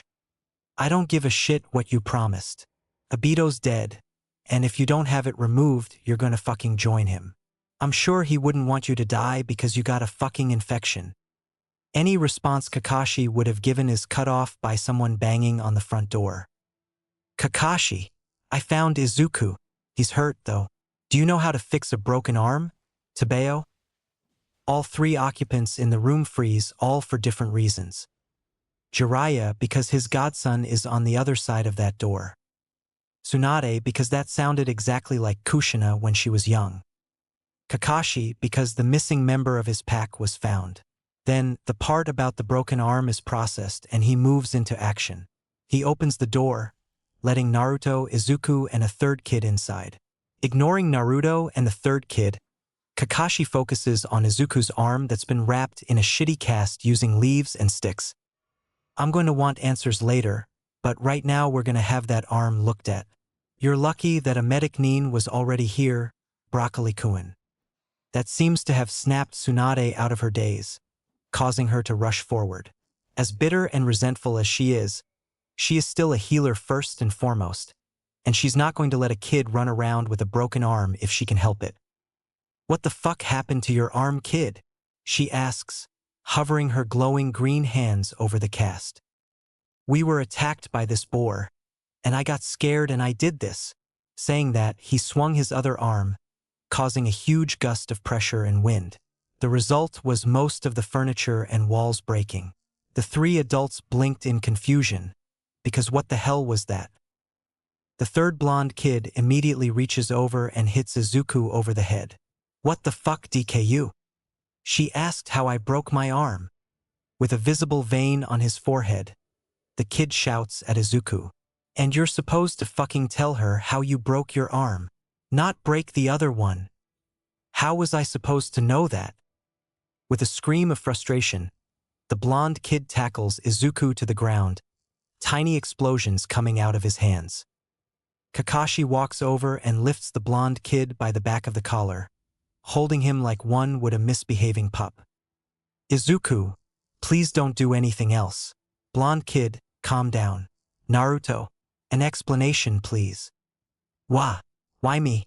I didn't even do anything this time, Tabeo. Kakashi takes a deep breath. It is morally objectionable to punt a toddler out of a window. It is morally objectionable to punt a toddler out of a window. Okay, Izuku, explanation, please. Using your words only. Izuku looks between his two broken arms that are currently being treated by Tsunade and looks back at Kakashi. I punched a boar real hard like I did just now, and it broke my arm? Kakashi palms his face wearily. I meant where you went, brat. You just disappeared one day, and now you're back a few weeks later with a tag-along. Oh, that. I did the summoning jutsu that I saw you do. Jiraiya turns a disapproving look at Kakashi. You taught them the summoning jutsu? No, I summoned my dogs in front of them. Guess the brat memorized the hand signs. Nodding, Jiraiya turns his attention towards Izuku. So you were reverse summoned, and it took you a while to find your way back home. Izuku nods. What summon was it? With a huge smile, as if his answer didn't cause the three adults to pale, Izuku replied with a happy, the snakes of Ryuchi Cave. And you were able to leave that, how? Kakashi asks. I made a friend there. It was a huge snake as big as I am, and his name is Aoda. He said that his dad was this guy called Manda and that he went insane and was attacking everyone, and asked for my help when I'm stronger, cause apparently only a snake summoner can beat him for some reason. I asked why Orochimaru of the Densetsu no Sannin couldn't deal with it since he was a snake summoner, and he said that he also went insane ever since he met someone that tasted of decay, whatever that meant. Then I started walking back to Konoha, and I found Kakin along the way. Kakashi takes a minute to process that, then gives up. He'll leave this mess mostly to Jiraiya and Tsunade. After all, it's their weirdo teammate behind whatever this is. He instead focuses on the part that won't give him a headache to think about. And how do you know Kakin? Ignoring the blonde kids, don't fucking call me that. He stares at Izuku. Oh, he's my older brother. And he showed up in the middle of the forest, how? Izuku shrugs and looks towards his brother, who scoffs and crosses his arms over his chest. How the fuck would I know, you scarecrow-looking bitch? And my name is Bakugo Katsuki, the future #1. And the explosions coming out of your hands? It's my fucking quirk. Wait a minute, Naruto exclaims. You said something about a quirk or whatever when we first met, Zuchan. Izuku nods. Yeah, I think they're called bloodlines here, but we call them quirks back home. And where is that? Your home, that is? Jiraiya asks. After all, as the spymaster of Konoha, it's his job to be aware of as much as possible. And the fact that he doesn't know anywhere that refers to bloodlines as quirks is a blow to his pride. We're from Mustafu City in Tokyo, Japan. As the kids are leaving, Kakashi calls Naruto's name, causing all three to turn around. Why don't you two go back and get some rest, you two? I just need to talk to Naruto for a few minutes if it's all right with him. They shrug and leave. What is it, Kakashi? I'm not still in trouble for the thing from a couple of weeks, right? Ma, calm down, brat. I just got a few people that want to meet you, he says, gesturing towards Jiraiya and Tsunade. The two exchange looks between each other, debating who goes first. Eventually, Jiraiya shrugs and steps forwards and kneels down in front of Naruto. Hey Naruto, my name is Jiraiya. Naruto beams at him and sticks out a hand. It's nice to meet you, Tebeo. Jiraiya cracks a watery smile and shakes his hand. Nice to meet you too, kid. I'm here to apologize. For what? Naruto asks with a tilt of his head. I'm your godfather. I should have been here for you much earlier, but I was too scared. You resembled your parents so much that it hurt. And instead of being the adult and working through it, I ran away. Naruto stares at him for a few moments before giving his reply with as much seriousness as he could muster. I'll forgive you as long as you buy me a bunch of cool gifts. Jiraiya gets onto his feet and does a little dance. Who do you think I am? I am Jiraiya the Gallant, the Toad Sage of MT Mayaboku. I give the best gifts. Anyway, I've already sent you some before this. Naruto thinks this over for a few seconds before he makes an earth-shattering realization. Jumping back and pointing at Jiraiya dramatically, Naruto shouts, Ah, you're the one that sent me Gamachan. That's right, Jiraiya exclaims as he starts to go through bodybuilder poses. Naruto then looks towards Tsunade and points to her. Who are you then, Tebeo? Senju Tsunade, granddaughter of Senju Hashirama and Uzumaki Mito. Naruto gasps. Uzumaki Mito? Zuchan read about Tebeo. It's how we found out that the Uzumaki were a clan. Tsunade frowns. What do you mean, found out that the Uzumaki were a clan? I thought that someone would have at least told you of that. even if your parents' identities are a secret. Wait, you know who my parents are? Didn't you hear me say that it was a secret? Tsunade dryly asks. Why is it a secret? Kakashi decides that now is a good time to step in. Your parents were powerful people with a lot of enemies. Hokage-sama has decided to make your parents' identities a secret to keep you safe. Wah! But Gigi always said he didn't know my parents. Sasuke did not expect Naruto to barge into his training and drag him to his apartment with no explanation. But considering how weirdly serious he looked, Sasuke didn't do much more than grumble. When they reach Naruto's apartment, he walks past it and knocks on Izuku's door. What the hell is the idiot doing? Izuku's been missing for ages. But much to his surprise, the door is opened by none other than Izuku. Hi, Token. Hi, Sachin. Giving him a nod, Naruto drags Sasuke past Izuku and into the apartment. Fuck are you doing here, you puppy bastard? The new voice startles Sasuke. Sasuke, this is Izuku's older brother Katsuki. Katsuki, this is our friend Sasuke. He turns towards Izuku. Zuchan, can you help me with something? Can Kaken stay? Naruto shrugs and sits down. Unable to hold it in any longer, Sasuke questions Naruto. What the hell is this about, dumbass? Apparently a bunch of the adults know who my parents are, but they can't tell me because Gigi made that illegal. Are either of you up for sneaking into Gigi's office to try and see if there's anything about my parents there? Who the fuck is Gigi? The village leader and strongest ninja, Kaken. Izuku absently replies. He's the one that gave me this apartment. They're all silent for a few minutes, a silence that is broken by Izuku. Oh, I got it. He turns a huge, sharp smile towards Naruto. You need to prank as many people as you possibly can. When we're sneaking into the Hokage's office, we'll take some pranking supplies with us. That way if we're caught, they'll just think we were trying to play a prank. Sasuke chimes in then. There will be people in the Hokage's office, first and foremost, the Hokage himself. Yes, Izuku replies. But not always. We don't waste energy to go to our target. We wait for the target to come to us. We do something big and stupid in a different part of the village, getting the Hokage to go there. Then whoever's not causing the distraction can sneak in. Sasuke's eyes light up. I have the perfect idea for a distraction. I'll set fire to stuff. I learned how to do that with chakra while you were gone. Izuku immediately rounds on Katsuki. Kaken, you think you can help Sasuke cause a loud and bright distraction? I'm not gonna waste my time dealing with these extras. Izuku frowns in disappointment. Heroes are supposed to help people who need it. Naruto needs help finding out who his parents were, and as a hero, I'm going to help him. What about you? TCH? Fine, but I ain't gonna hold back. I'm gonna blow shit up. Katsuki releases a few explosions from his hand for emphasis. Chapter 11. The last appearance of Sarutobi Hiruzen's sanity, because it sure as hell won't survive next chapter.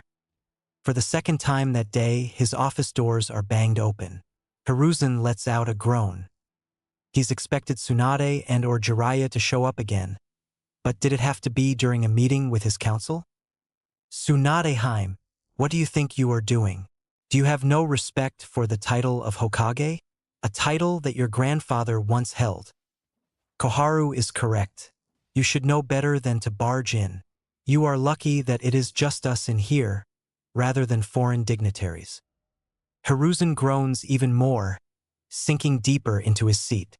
Hamura and Koharu are his trusted advisors and teammates. But can they not see that Tsunade is this close to sending someone through a few dozen walls? Oh, shut the fuck up, you old windbags. Do I have any respect for the Hokage title, they ask? As if my grandfather isn't rolling in his grave at how all of you spit on his fucking grave. Hiruzen straightens up to shoot Tsunade a look of confusion and anger. Yes, Tsunade gets angry quickly, and yes, she overreacts. But this level of fury? bringing in her grandfather into the conversation, accusing them of disrespecting the Shodame? What are you talking about, Tsunade? She levels him with a glare, nearly causing him to shrink in on himself. It really is unfair that Tsunade looks like Tobarama-sensei when she's seriously angry. Oh, is that how you want to play this, sensei? Fine. I just examined a patient, and it made me change my stance on staying in Konoha. You want to guess how? Tsunade grins at the occupants of the room, the tips of her hair flickering a bright, blood red. Hiruzen's heart drops to his stomach. Oh dear, this is bad. Gods, they were idiots. How did they forget that Tsunade was just as much of an Uzumaki as she is a Senju? And now we've went and pushed the only adult Uzumaki past her breaking point, he thinks. You remembered how much you missed treating patients? Hiruzen tries weakly. He's almost definitely wrong, but hopefully, it's a good enough answer for her not to turn Konoha into a crater. Cackling in laughter, Tsunade responds, Ha! Because I miss treating patients. No, it's because the Konoha hospital staff is apparently made of a bunch of fucking morons that can't spill water out of a boot if the instructions were on the fucking heel. Do you want to know who my patient was? Danzo, who up until now has remained quiet, speaks up. No, I am pretty sure that is breaking doctor-patient confidentiality. Hiruzen, Hamura, and Koharu look at him in fear. Now? You pick now to be a smartass. They all think. I got his fucking permission, and if you interrupt me again, I'm gonna beat the shit out of you with your working hand, so shut the fuck up. Whirling back to Hiruzen with a crazed smile that used to be a defining feature of the Uzumaki clan, Tsunade answers her previous question. It was Hatake Kakashi. He called me, because apparently the only person to ever check him over was a fucking veterinarian in training. Just imagine, one of Konoha's finest, our youngest S-rank shinobi, dead because no one bothered to take a look at his decaying eye. And what does this have to do with the Shodame? Tsunade looks at him in bafflement. Grandfather, she starts, speaking extremely slowly, was a medic that started a village because he didn't want people to get hurt. If you and the medics fucked up to such a degree with the best of the village, what the fuck have you been doing to the rest? Hiruzen, for the first time since the start of the conversation, glares back at his pupil. I am not a medic nin, Tsunade. I am the Hokage. I do not have the knowledge or time to go around diagnosing my shinobi. What do you expect of me? Are you fucking serious? You know what? Fine, whatever. Sit there tooting your own fucking horn. Just tell me that I have the authority to take out the trash. Hopefully, it's enough for grandmother to not lecture when I kick the bucket. Tsunade says, muttering the last bit to herself.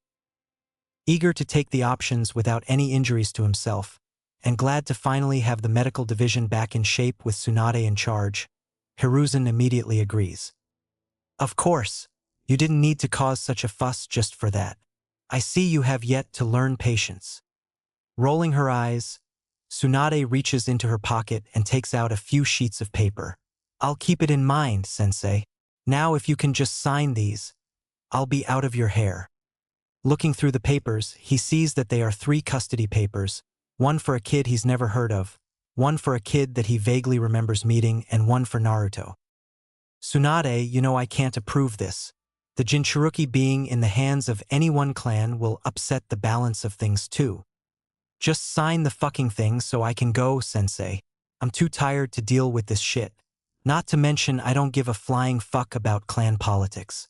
That was always Nawaki's thing. Sighing, Hiruzen gives in. I understand Naruto, but why the other 2? Tsunade just shrugs in response. The brat made a family for himself while on his own. I'm not gonna try and mess with that. Run us through the plan. Izuku turns to look at him with wide, panicked eyes. What, why? Katsuki scoffs. To know what the plan is. Why the fuck else would I be asking? Well, there's only 4 of us, so we're gonna either need to wait until we're older or get more people in on the plan. Wait, why do we need to wait? The 4 of us can do this, Tabeo. Oh, for fuck's whiskers. We're trying to break into the head bitch's office. Of fucking course it's gonna be hard. Now shut the fuck up and let him finish. Izuku smiles at Katsuki. He may be insulting Token and has explosions coming out of his hands, but it's nice to see Kaken standing up for him again. Clearing his throat, he brings the attention back to himself. Okay, so we won't have the time to read through stuff in the Hokage's office. So we'll need to copy it down onto our own scrolls. That way we can read through it in our own time. But before we can do this, we'll need to prepare some stuff in advance. Rubbing his hands together with an excited grin, Izuku starts telling everyone their roles in his plan. Naruto, you need to come up with as many pranks as you possibly can. It doesn't matter if you're seen or caught. Also, save as much of both our money. We'll need it to buy the supplies. Sasuke, I need you to start working on our agency. We're gonna need the space if we want to store the scrolls and pranking supplies. Kaken can help you. Once again, he ignores Kaken's "don't fucking speak for me" and continues with his plan. I'll split my time between looking stuff up in the library and helping with the agency. If any of you find someone that you think is trustworthy, bring them in on the plan.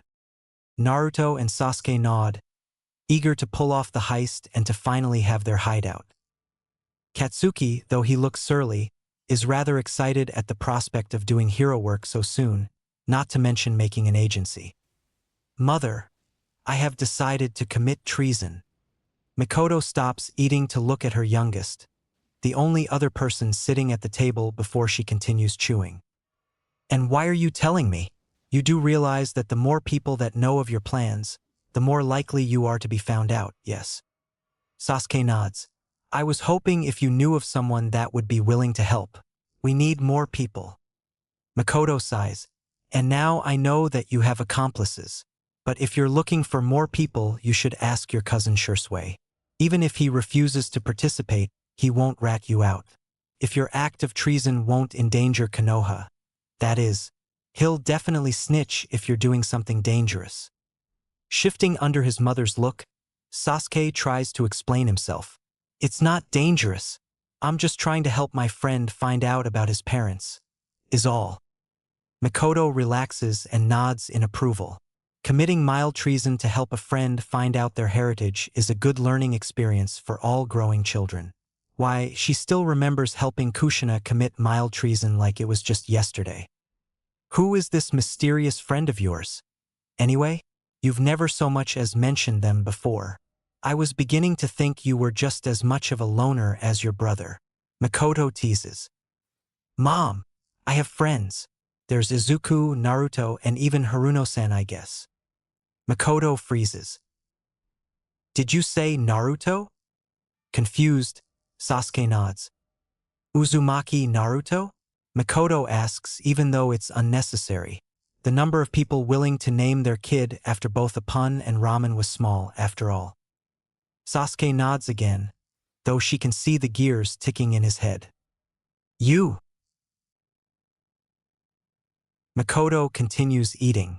She can't say anything without breaking the law, nor does she want to deprive Naruto and Sasuke of this learning experience. Her son stares at her with intent, seeming to have figured things out based on the things she's let slip. She smiles, proud of her son, until she once again stops in her tracks. She looks at her son again, or more specifically, his eyes, his red eyes. When the fuck did Sasuke unlock his Sharingan? Izuku looks around, trying to find his friend. Lighting up as soon as he finds her, Izuku calls out her name. Sakura-chan, over here. A curious and smiling Sakura ambles on over to where he's sitting. What's going on now, Izuku? I haven't seen you this excited since you found that book about the composition of the nearby trees. Looking around to make sure no one is nearby, Izuku leans forward. Okay. So you know how Naruto doesn't know anything about his parents? Sakura nods. It's a bit hard to forget the person who found out that he had a clan because Sakura is a bookworm. Well, we just found out that all the adults know who they are. Apparently, the Hokage isn't letting anyone tell him about it. What? That's so mean of him, Sakura shouts, filled with righteous anger. How can everyone be so mean? She can't imagine everyone but her knowing who her parents are. SHHHH. Izuku looks around again, making sure that no one coming to scold them for the noise. He looks back towards a wilting Sakura. Sorry, she whispers. It's fine, but we're going to help him sneak into the Hokage's office so he can find out who his parents were. You want to help? Sakura nods. Of course she's going to help. It sounds like people are just ganging up and bullying Naruto, and she's not going to stand for it. I want to help, though. Can I invite my friend Ino? She'll want to help as well. And she won't snitch, I promise. Chapter 12. More Makoto. You know who Naruto's parents are? Makoto snaps out of her thoughts and diverts her attention back towards her son. Well, yes, but that's not what's important right now. Pointing her finger at her youngest, Makoto frowns. When did you unlock your Sharingan, and why did you not inform us of this? As useful as the Sharingan is, it's dangerous in the hands of those who don't know how to use it. Gaping at her with wide eyes, Sasuke says nothing for a moment, before he gets up and bolts out of the room. Sasuke? Sasuke! Get back here! Huffing, she gets up. She gets ready to start a lecture on how that is not the way to get out of trouble, but is interrupted from doing so by a scream. In a poof of smoke, Makoto appears in the bathroom, her chained kunai in hand and Sharingan blazing. Sasuke, are you all right? What was with the scream? A confused and scared Sasuke points a trembling hand towards the mirror. Something's wrong with my eyes. Slowing down her rapidly beating heart, Makoto does her best to calm herself. No danger. Sasuke's okay. Putting away her weapon and turning her Sharingan off, she takes in the situation and kneels in front of Sasuke and puts her hands on his shoulder. Sasuke? Sasuke, listen to me. It's all right. You're all right. It was just your Sharingan. We read about them, remember? The dojutsu of the Uchiha clan. But I didn't train for this. I promise. Makoto brushes the hair to the side. I know, little spark. The Sharingan can also manifest if an Uchiha is feeling desperate enough. Were you able to see things moving really slowly after you felt sad? Scrunching his nose, Sasuke thinks back. His thoughtful expression turns to a frown once his thoughts land back on the last time he was really sad. When his mother gives him a comforting smile, he mutters out what he remembers of then. A while back we found out that Naruto had a clan, but he started freaking out and he was bleeding, and I wasn't really sure what to do. Then everything was moving really slowly. Do you? Sasuke pauses to shyly look up at her. Do you think that was it? While she knows that this is a serious and important event for Sasuke, she has to hold back her initial reaction of snorting. After all, what are the odds of an Uchiha and an Uzumaki becoming friends, and the Uchiha unlocking their Sharingan because of the Uzumaki? Yes, that's more than enough to do the trick. Getting back up, Makoto smiles at her son. Now, what do you say I show you a few fun tricks with your Sharingan? Right now. Soon as you finish eating. Don't think you'll get out of it that easily. All right, Hatake. Where do they live? I want to get this over with. I have a headache from dealing with morons all day.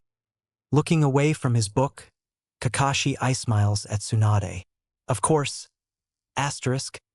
Asterisk Tsunadeheim. Asterisk. Star. Tsunade stares at him for a few minutes. How the fuck did you say that? It's a degree secret degree. If you don't cut that shit out, I'm going to stab you during surgery. Isn't that the point, though? With a throbbing vein visible on her forehead, Tsunade turns to her apprentice. Shizune. Yes, Shursho? You're dead to me. Oh no, whatever shall I do now? Hearing the doorbell ring, Naruto puts down his notebook of awesome pranks with a groan and heads towards the door. Who is it, Tabeo? Do you need help finding a clock? It's the middle of the night. Nice to see you too, brat. Naruto blinks up at Tsunade in confusion. What are you doing here, Bachan? He turns to Kakashi and Ai when Naruto hears him laugh. What? Why were you laughing? Nothing. I'll leave grandmother and grandson to catch up then. Saying that, Kakashi and Ai disappears in a poof of smoke. Naruto hates it when he does that. He turns back to Tsunade when she clears her throat. I'm not your grandmother, brat. Why'd you call me that? Naruto tilts his head in confusion. What do you mean? Your family that's old. What else would you be? Naruto just watches as she rubs her forehead. He's not sure what part of this Kakashi and Ai found funny, or why Bachan looks annoyed, but he doesn't like not knowing the joke. Whatever, pack your bag, and tell your green-haired friend and his brother to pack up too. I took the three of you in. What? Why? We just met. Tabeo. Tsunade shrugs. It's like you said, we're family. The gears in Naruto's head start spinning at that. Suddenly, he jumps back and points at her accusingly. You haven't told me why weren't there so far. The other guy did, but you didn't. You're not gonna trick me and get out of it, Tabeo. It wasn't a trick. You ran out of the room before I could say anything. Naruto shrinks at that in embarrassment. He forgot that he ran out in a hurry to share what he learnt with Izuku and Sasuke. But the reason I wasn't here till now was because I didn't know you existed. No one bothered to tell me about it. Oh, that makes sense. It'd definitely be hard to be there for someone if you didn't know they existed. Tabeo. You and your friends pack up and meet me downstairs. We'll head out to the Senju clan compound together. Tsunade crashes into a chair and chugs a bottle of alcohol. Ah, gods, I needed that. You find anything useful, Jiraiya?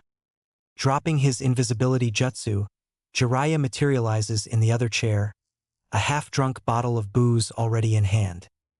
He downs everything that is left in the bottle. Paid Orochimaru's old labs a visit. Looked through it under the assumption that he wasn't acting of his own volition. And letting his head fall onto the backrest, Jiraiya looks at his teammate. You remember that thing we did when we were newly promoted Chunin? We did a lot of things back then. Which one in particular are you fucking talking about? The carvings we made. Tsunade hums. Yeah, I remember. To mark the way if we're kidnapped. 1 hole for the slug's foot, 2 for snake fangs, and 3 for a toad's webbed feet. Fang holes were carved everywhere. Lab counters, some of the walls, the floor, the chairs. Everywhere. The newest among them are lesser in number. Jiraiya rubs his face. And I didn't notice the first time around because I thought he'd actually turn cruel and evil. Tsunade chuckles. 2 of the greatest shinobi to ever live, and it took a kid's intervention for us to realize our teammate was more nerd than evil. Hooray for us, huh? They sit in silence, stewing in thought. I'm going to find him. Tsunade raises an eyebrow. What about Naruto?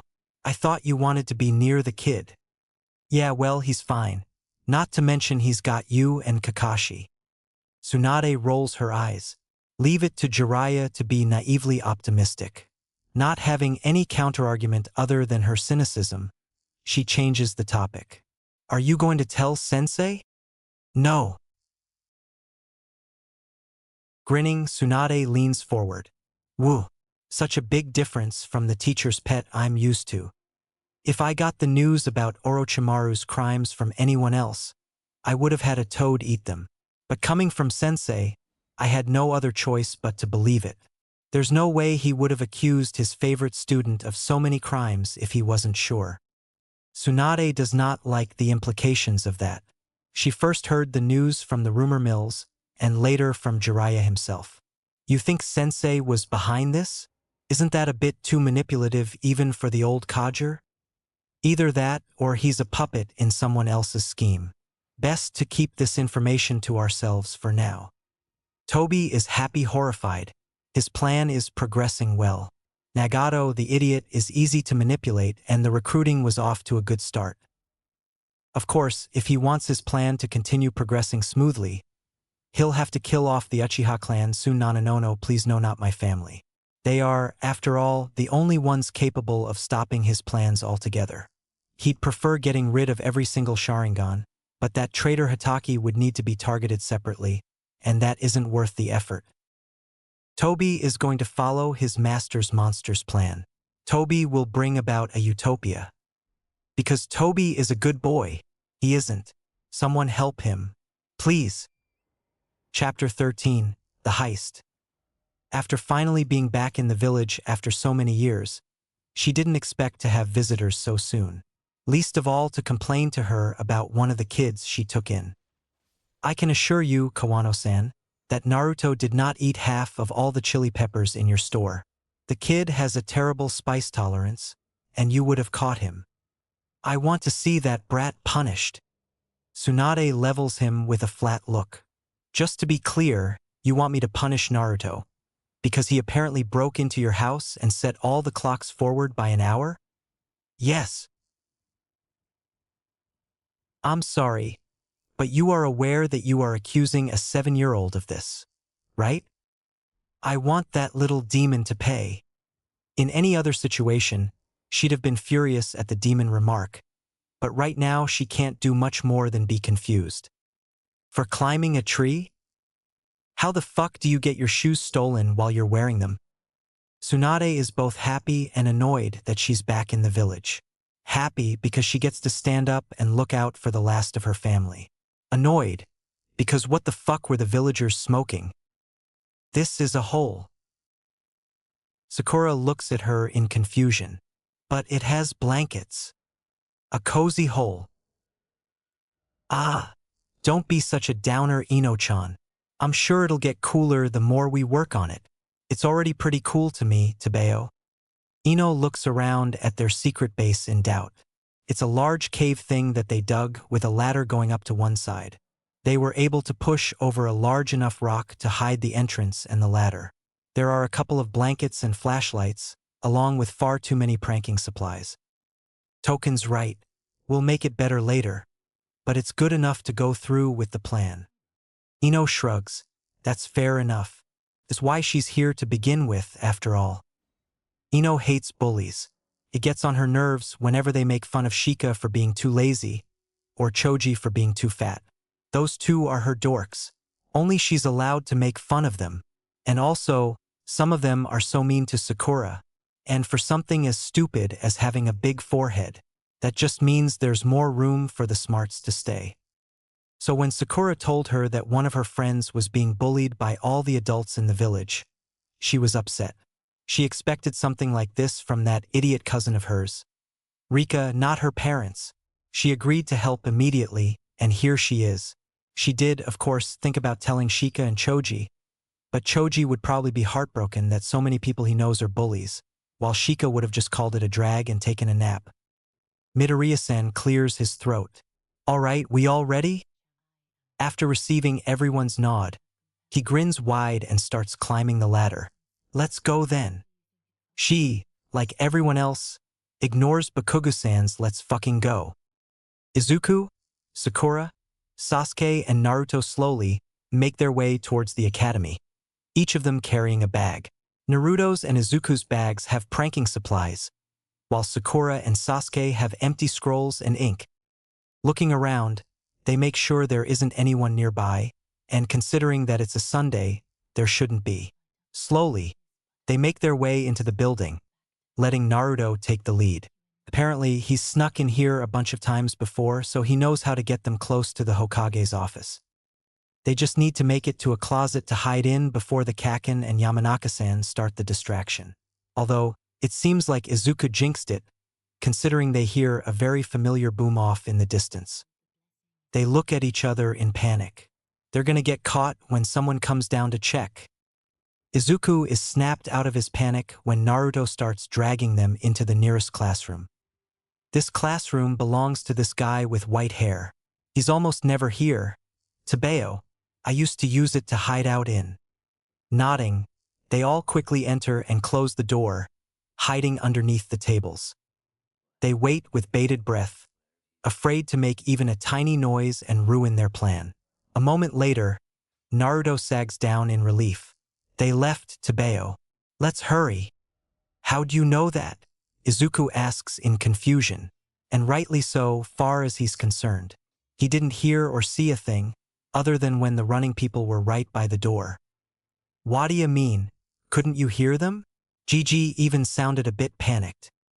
No, I didn't hear a thing. Izuku shakes his head. Never mind, we can try to figure that out later. Let's go. Leaving their hiding spot, they all head towards the Hokage's office, before splitting up, with Sakura and Sasuke heading inside and Naruto and Izuku bringing their prank supplies out and going to town, painting the walls, doors, floor, and desks, throwing glitter on anything within reach, drawing frowny faces on the blackboards with chalk, and tying thread at the bottom of doorways, and filling the teacher's office with stickers and balloons full of more glitter.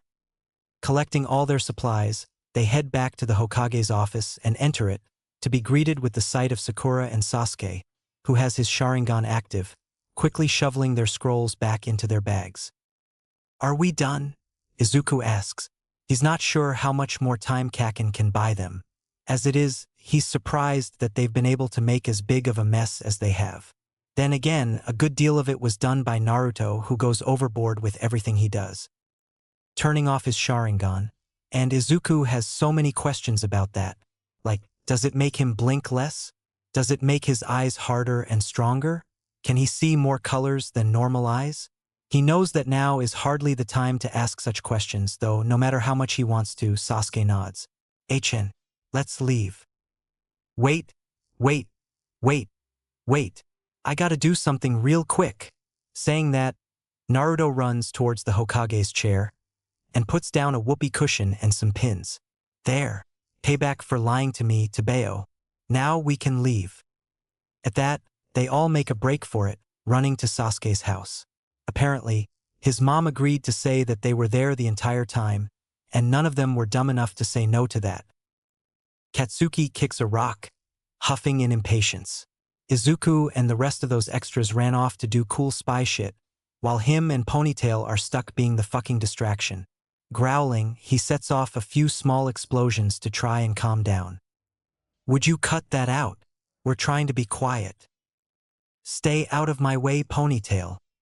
Puffing up her cheeks, she gets in his face and screams at him. My name is Ino. Get it right, you Pomeranian knockoff. Setting off more explosions, he snarls, Fuck, did you call me? She pokes him in the chest with every word she says. I poke, called, poke, you, poke, hey, poke, Pomeranian knockoff, poke.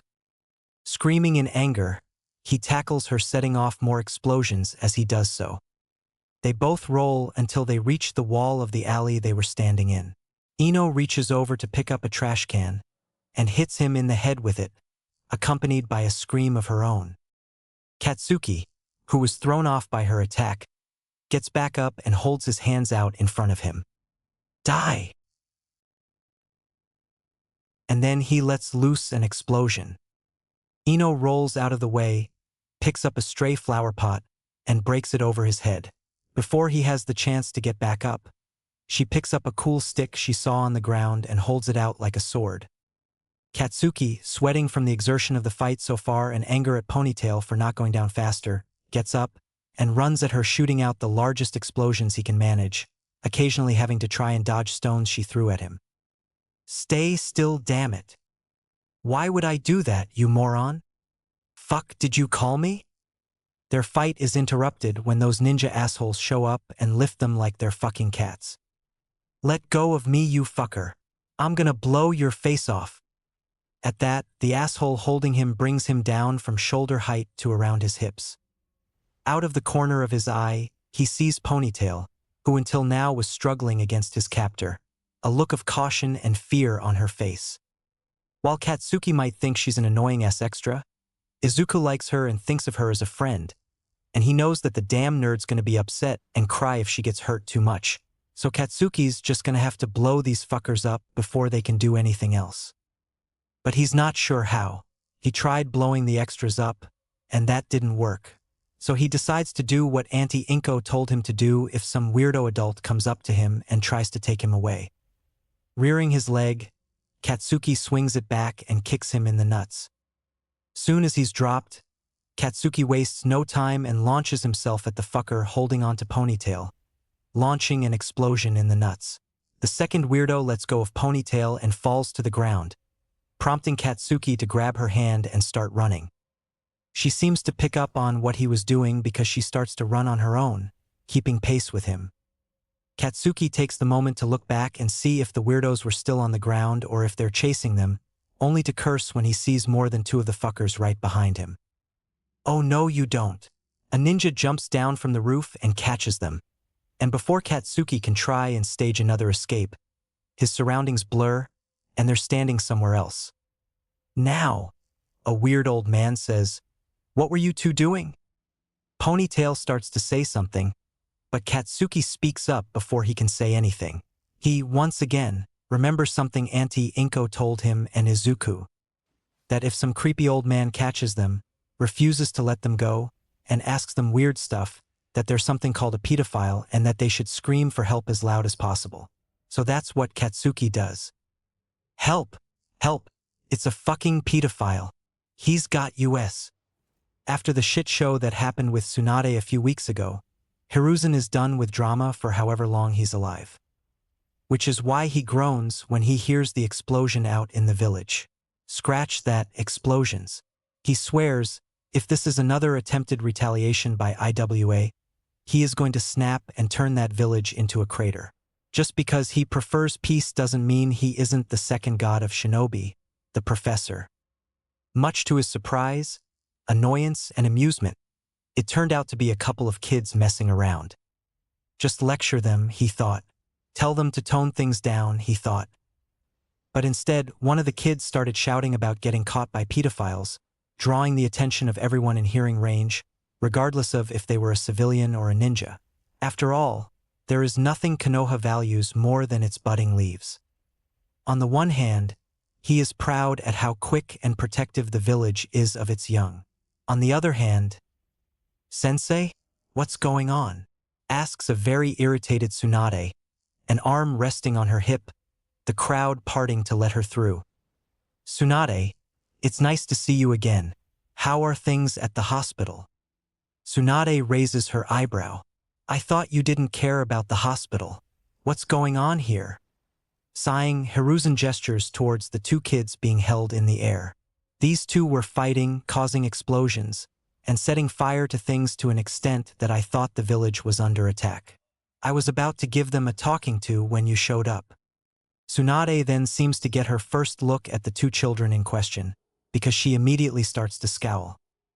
"Fuck's wrong with you, brat? You have nothing better to do than pick fights with strangers." The kid scowls back.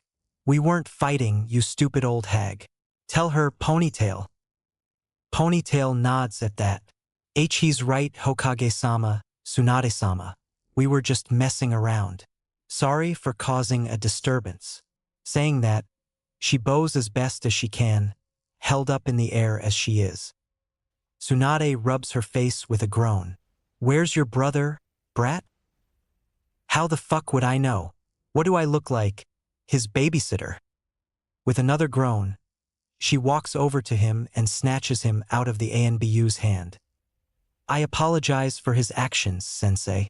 I'll make sure to knock some sense into him." Saying that, she drags the aggressive kid away, chewing him out all the while.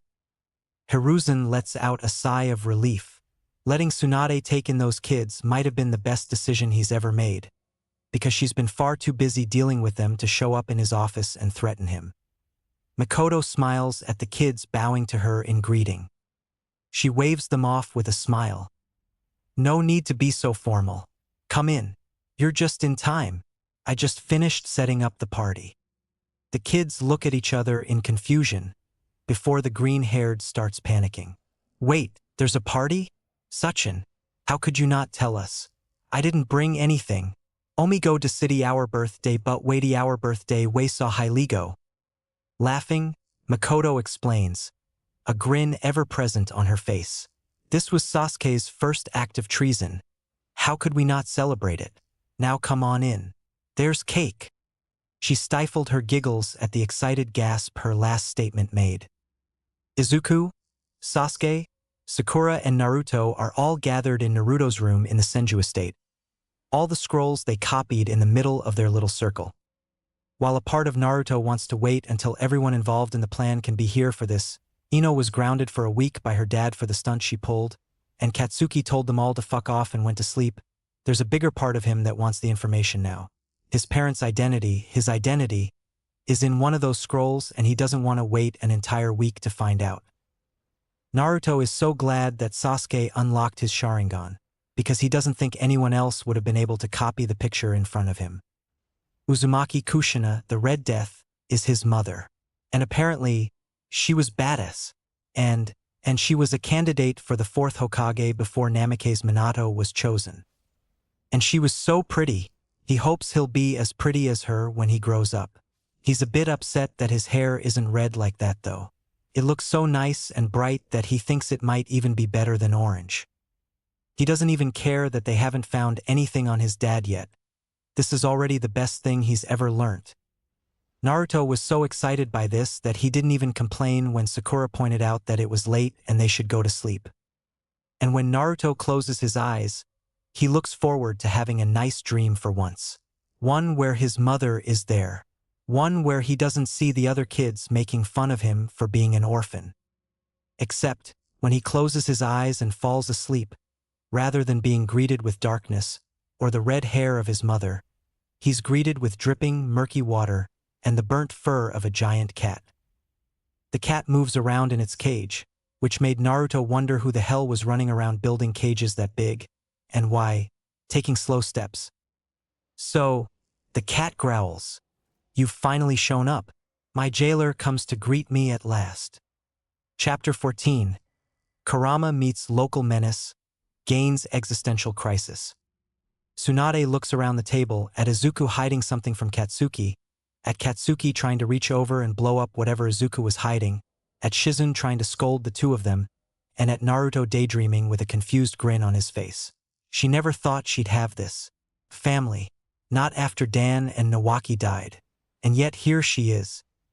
Smothering the fond look she no doubt has, she decides to step in and give Shizune a break. Katsuki, stop trying to blow up your brother. Izuku, stop trying to carve that carrot into a knife. And Naruto, you can daydream later, eat your food. Tsunade nods in satisfaction at Katsuki and Izuku looking chastised, in their own way. Naruto, on the other hand, distractedly hums and goes back to his daydream. Reaching over with a sigh, Tsunade shakes his shoulder. Naruto, something on your mind, brat? I had a strange dream. Tsunade raises her eyebrow. Well, this should be interesting. Oh, what was it? Grinning excitedly, Naruto starts describing his dream, gesticulating all the while. I was in a sewer that was huge. I couldn't even see the roof, Tabeo, and there was this huge cage that had a really cute cat as big as the Hokage mountain. Tsunade stares at the kid. Can't be what she's thinking. No way. There's no fucking way the brat made contact with the fox. It took ages for Kushina and her grandmother, and they did it intentionally. Sounds like you had fun. How did the cat look? Naruto pauses and frowns, likely in thought, before he looks back at her with a smile. It had orange fur, and its eyes kinda looked like Sasuke's when he uses his snake gun. His Sharingan, Tsunade cuts in. Yeah, that. Swallowing her apprehension and praying to Yuzu that she's wrong, Tsunade asks the question she's been dreading. How many tails did it have? 9. I remember that 'cause I saw something moving behind the cat, and I was curious if there was another cat. But nope, just a bunch of tails moving really fast. Fuck, she's gonna have to tell him. If he can get into the seal without meaning to, Tsunade would prefer that the kid knows that the Kyuubi is dangerous. And while it's against the law, she doesn't have much of a choice. She either follows the law and lets Naruto get killed by the fox, or she breaks it and he might survive. She's sure Sensei will get over it. And if he doesn't, well, she can take him. Whether in a fight or a coup is a different thing. It pays to be the Senju princess and one of the Sannin. Puts in a place of familiarity and trust with the daimyo, after all. Naruto? Come on, brat. There are a couple of things I need to tell you about your parents. She gets up and starts walking to her study. Shizune. Make sure Katsuki and Izuku don't eavesdrop, she says without looking back, smiling at hearing Izuku yelp. Reaching the study, she waits until Naruto enters the room and locks the door. Walking over to and leaning on the table in the back, she sighs. As necessary as it is, she can't help but have second thoughts. Naruto is too young to have something like this on his shoulders. Bachan, are you finally going to tell me who they were? She looks into his young, innocent face and closes her eyes, taking a deep breath. All she can do is her best and pray that it was the right choice. But even as she convinces, a small part of her can't help but feel like she's failed her grandfather. She tries her best to ignore the poisonous whispers. Some legacy you are, can't even keep a single kid live out his childhood. First Nawaki, now this? Naruto is just the latest in a long line of children she's failed. She starts speaking before she can spiral anymore. It's about how they died. And she instantly regrets not spiraling as soon as she looks at Naruto's fearful and confused eyes. You'll learn about it later in school, but the day you were born, the village was nearly destroyed by a monster. The only reason the village survived was because of the yondaime. Despite the heavy topic, Tsunade has to hold in a snort at the way Naruto's eyes start to shine at the mention of the yondaime. It's rather ironic that the kid looks up to and idolizes his father, even if he doesn't know it. But even as strong as he was, he couldn't defeat it. So he had to do something else. What was it, Tebeo? This time, she does snort at the way the kid's vibrating in place. He sealed it into the only thing that could hold it, an Uzumaki baby. She sees the gears turning in the kid's head. While he may not be the sharpest tool in the shed, she knows that he isn't stupid. I'm the baby, aren't I? That wasn't a dream, was it? I somehow entered the seal. He stares off to the side, getting his though in order, and Tsunade lets him. Yuzu knows she'd be a fucking mess if she was in his position. She's just glad that he hasn't tried socking her in the face like she would have at his age. Why in Uzumaki? It would have made more sense to put the seal on himself. Tebeo, as awesome as I am, why would he trust a baby? Because you made a riveting speech on why you should be chosen. Tsunade drawls. Wait, really? Tsunade pinches her brow. I was being sarcastic, brat. You were literally the only option. Why the fuck else would he put a fucking baby in charge? Naruto makes a small in understanding. The Uzumaki are the only clan capable of holding the monster. It was sealed in your mother's stomach before you. Naruto's eyes widen at that. Wait. Are you telling me that both of us were in my mom at the same time, Tebeo? Yes, Tsunade answers hesitantly. Something about that question seemed off to her. But before she can think or say anything about it, Naruto interrupts her thoughts. Can I tell this to Zuchan, Suchin, and Katsuki? Tsunade shrugs. Go for it. Hopefully whatever he does with this information isn't stupid. Unbeknownst to her, Naruto does, in fact, go on to do something stupid. Feeling his jailer appear once more, Kurama gets up, peering down through the bars, gazing at his jailer with disdain and anger. He paces around as much as his cage will let him. This human may be his warden, but Kurama won't give the brat the satisfaction of seeing him lonely. If the insignificant little humans want to see him as a monster, he'll give them a monster. The brat gasps and opens his mouth, no doubt to accuse Kurama of being a monster, like those before him have. What comes out instead was, Hi kitty, my name's Uzumaki Naruto. It's nice to meet you, Tebeo. Kurama freezes in his tracks, anger being replaced by confusion, before it comes back crashing with twice the weight. I am a fox, you insolent brat. The Kyuubi, how dare you compare me to one of those insignificant creatures? Tilting his head, the human scrunches his face, staying quiet. Kurama huffs out a breath, satisfied that he scared his latest warden. Satisfaction that is short-lived, of course, because the brat just had to be the most infuriating and confusing being Kurama has ever met in his long life. Kyuubi? Like the weirdo that wrecked the bar? Suharaji is always complaining about you. Tabeo? Kurama stares blankly at the human in front of him. You don't who I am? Course I don't. You never introduced yourself. I'm Uzumaki Naruto, Tabeo.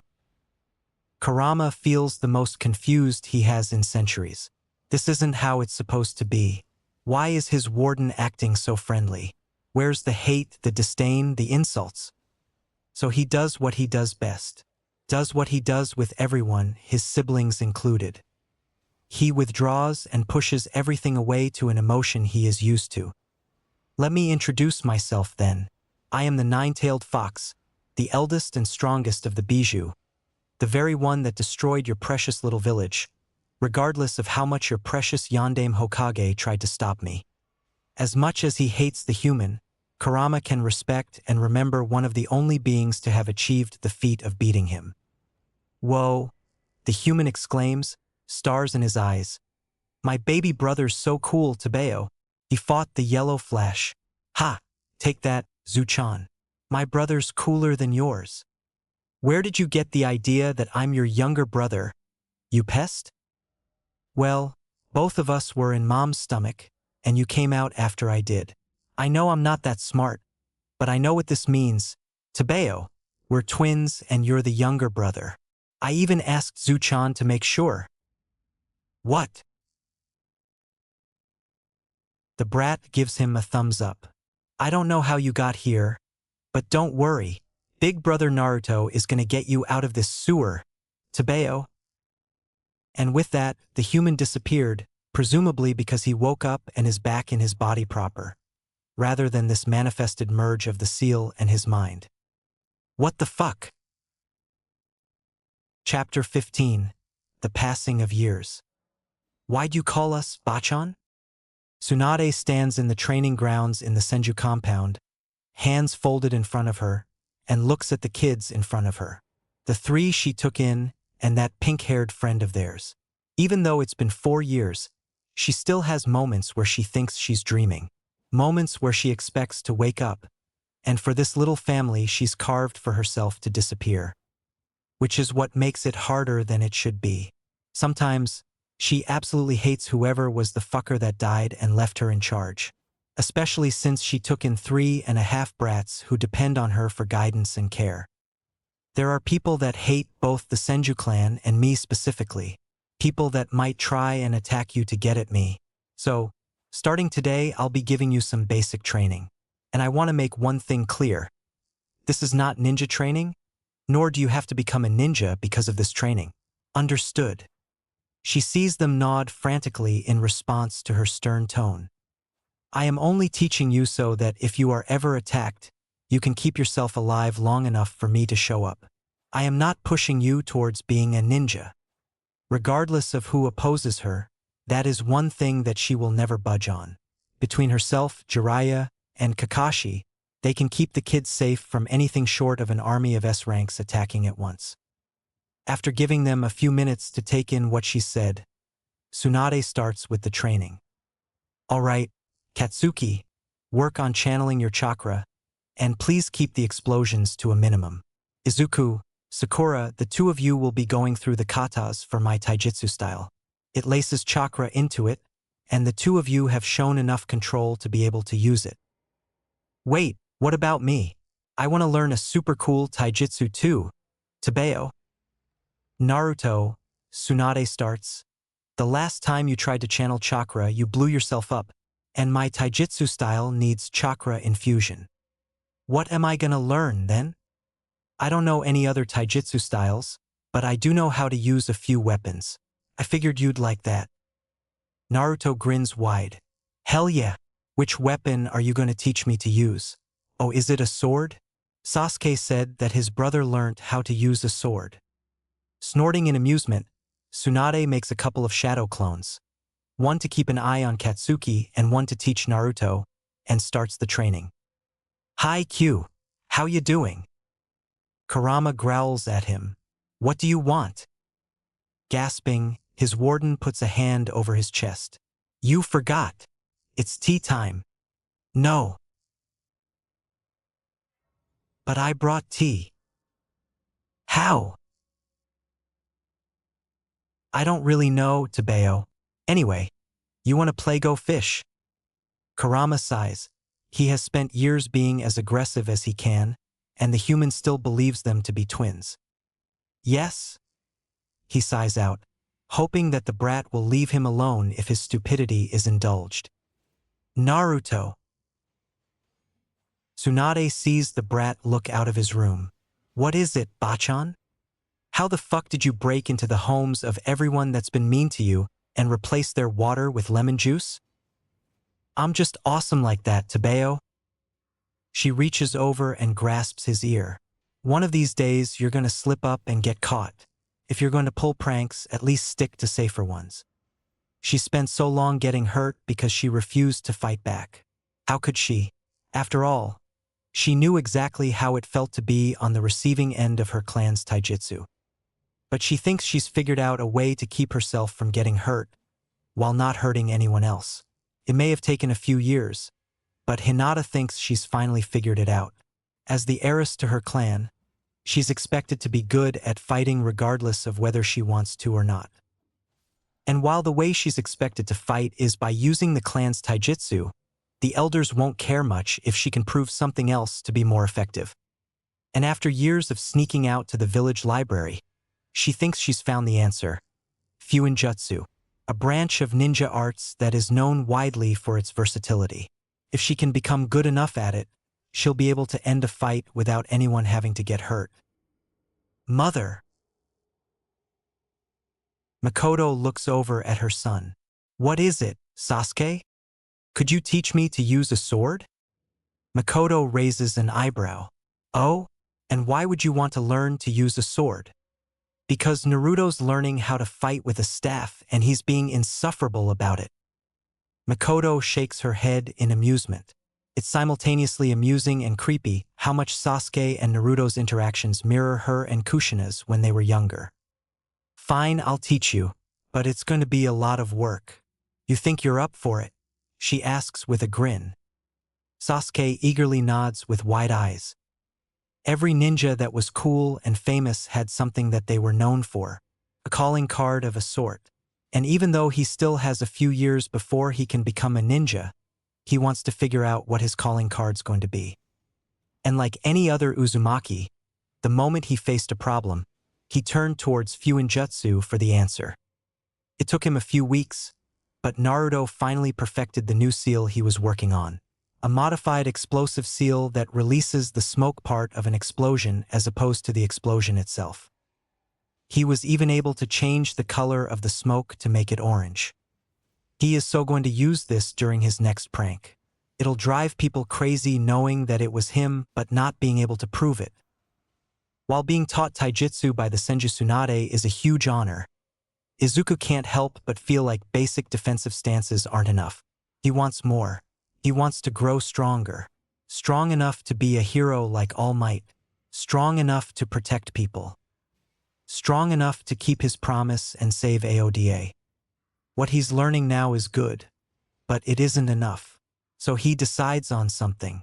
If people don't want to teach him what he wants to know, he'll just learn it himself. And even if teaching himself more stances is impossible, he always has Aoda's advice to fall back on. It doesn't matter how strong your prey is if it doesn't have the chance to react. "Zuchan, I need your help."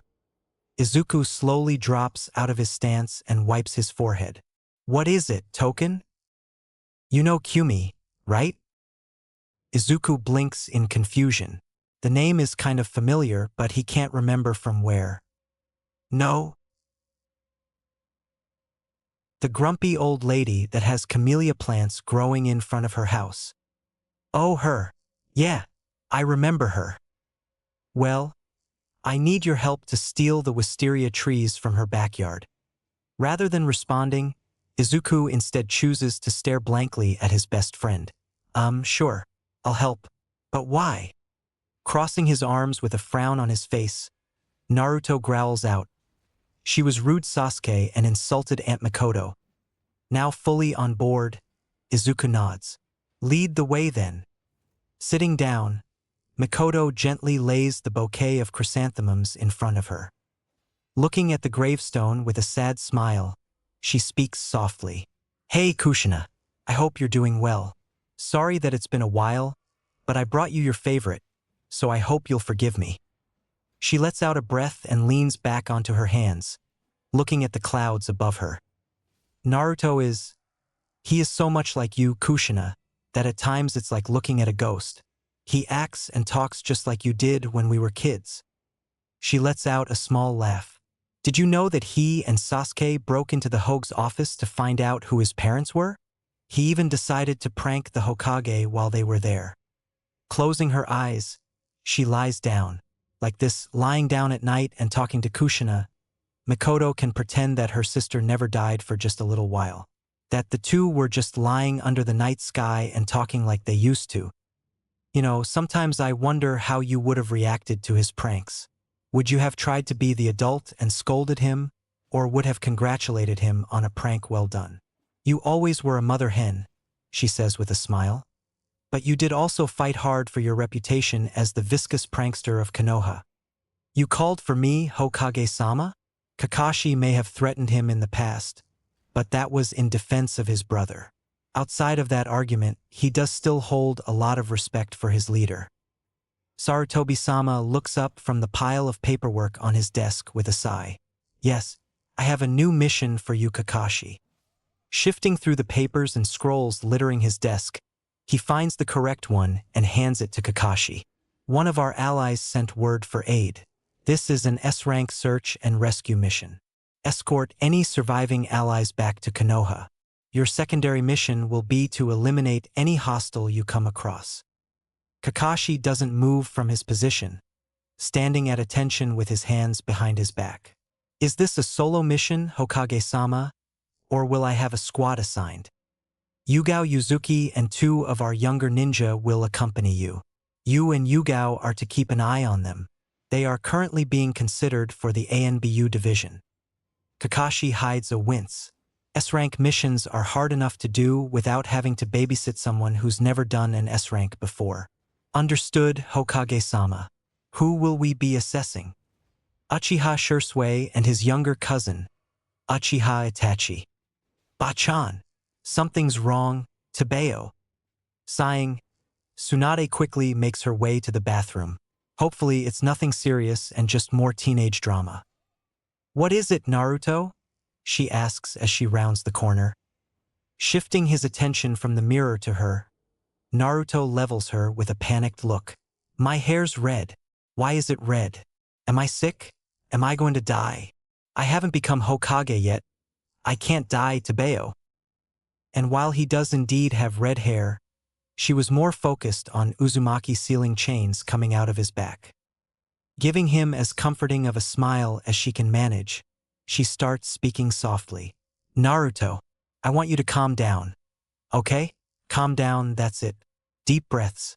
Now, can you try and feel your chakra and slowly pull it back in? Giving a shaky nod, Naruto closes his eyes, takes a deep breath, and stills. A few minutes later, the chains start retracting back into his back, his hair shifting back to red as it does. Great job. You're back to normal. Take a look. Naruto hurriedly does so, smiling widely as he does. Whoa, what was that?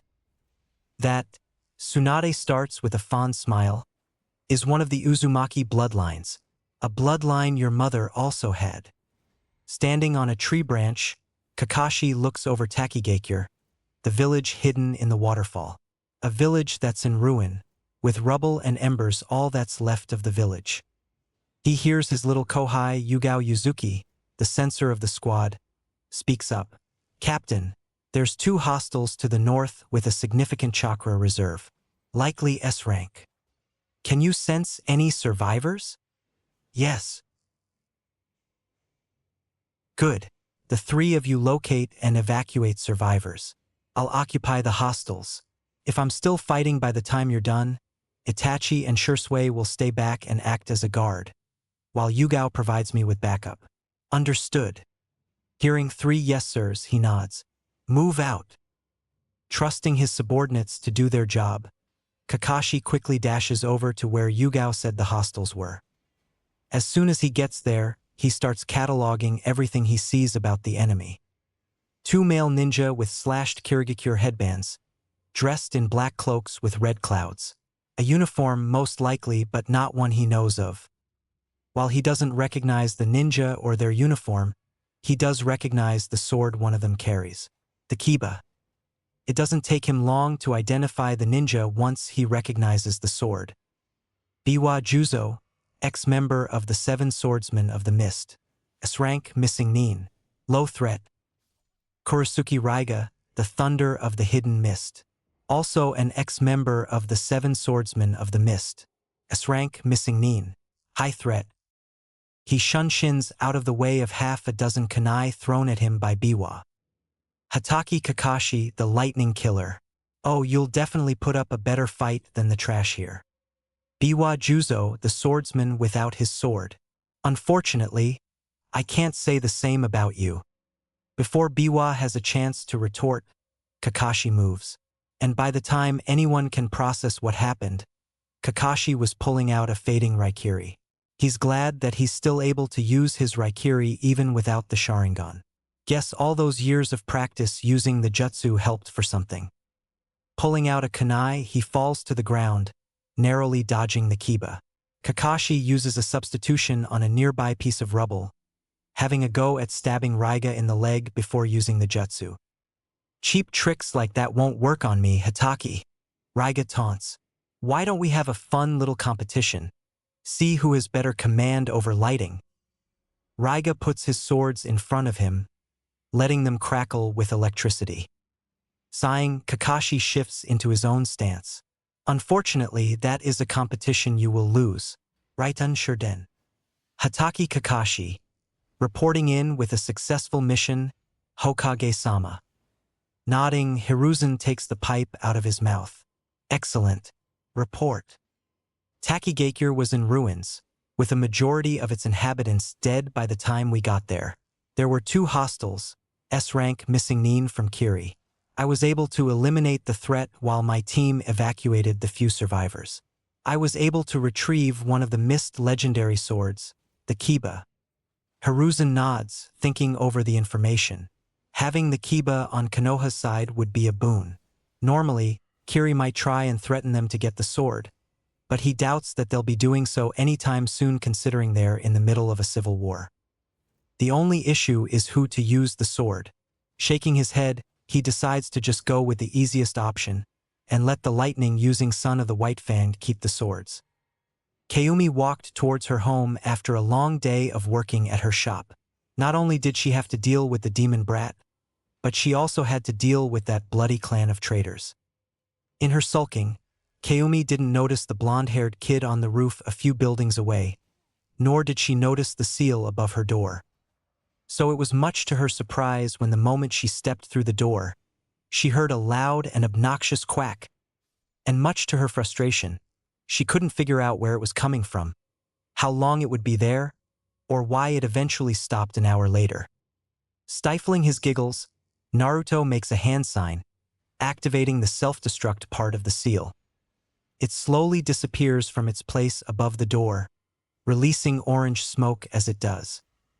His attempts at not full, uncackling fail when he hears the lady scream, "Damn it, Uzumaki!"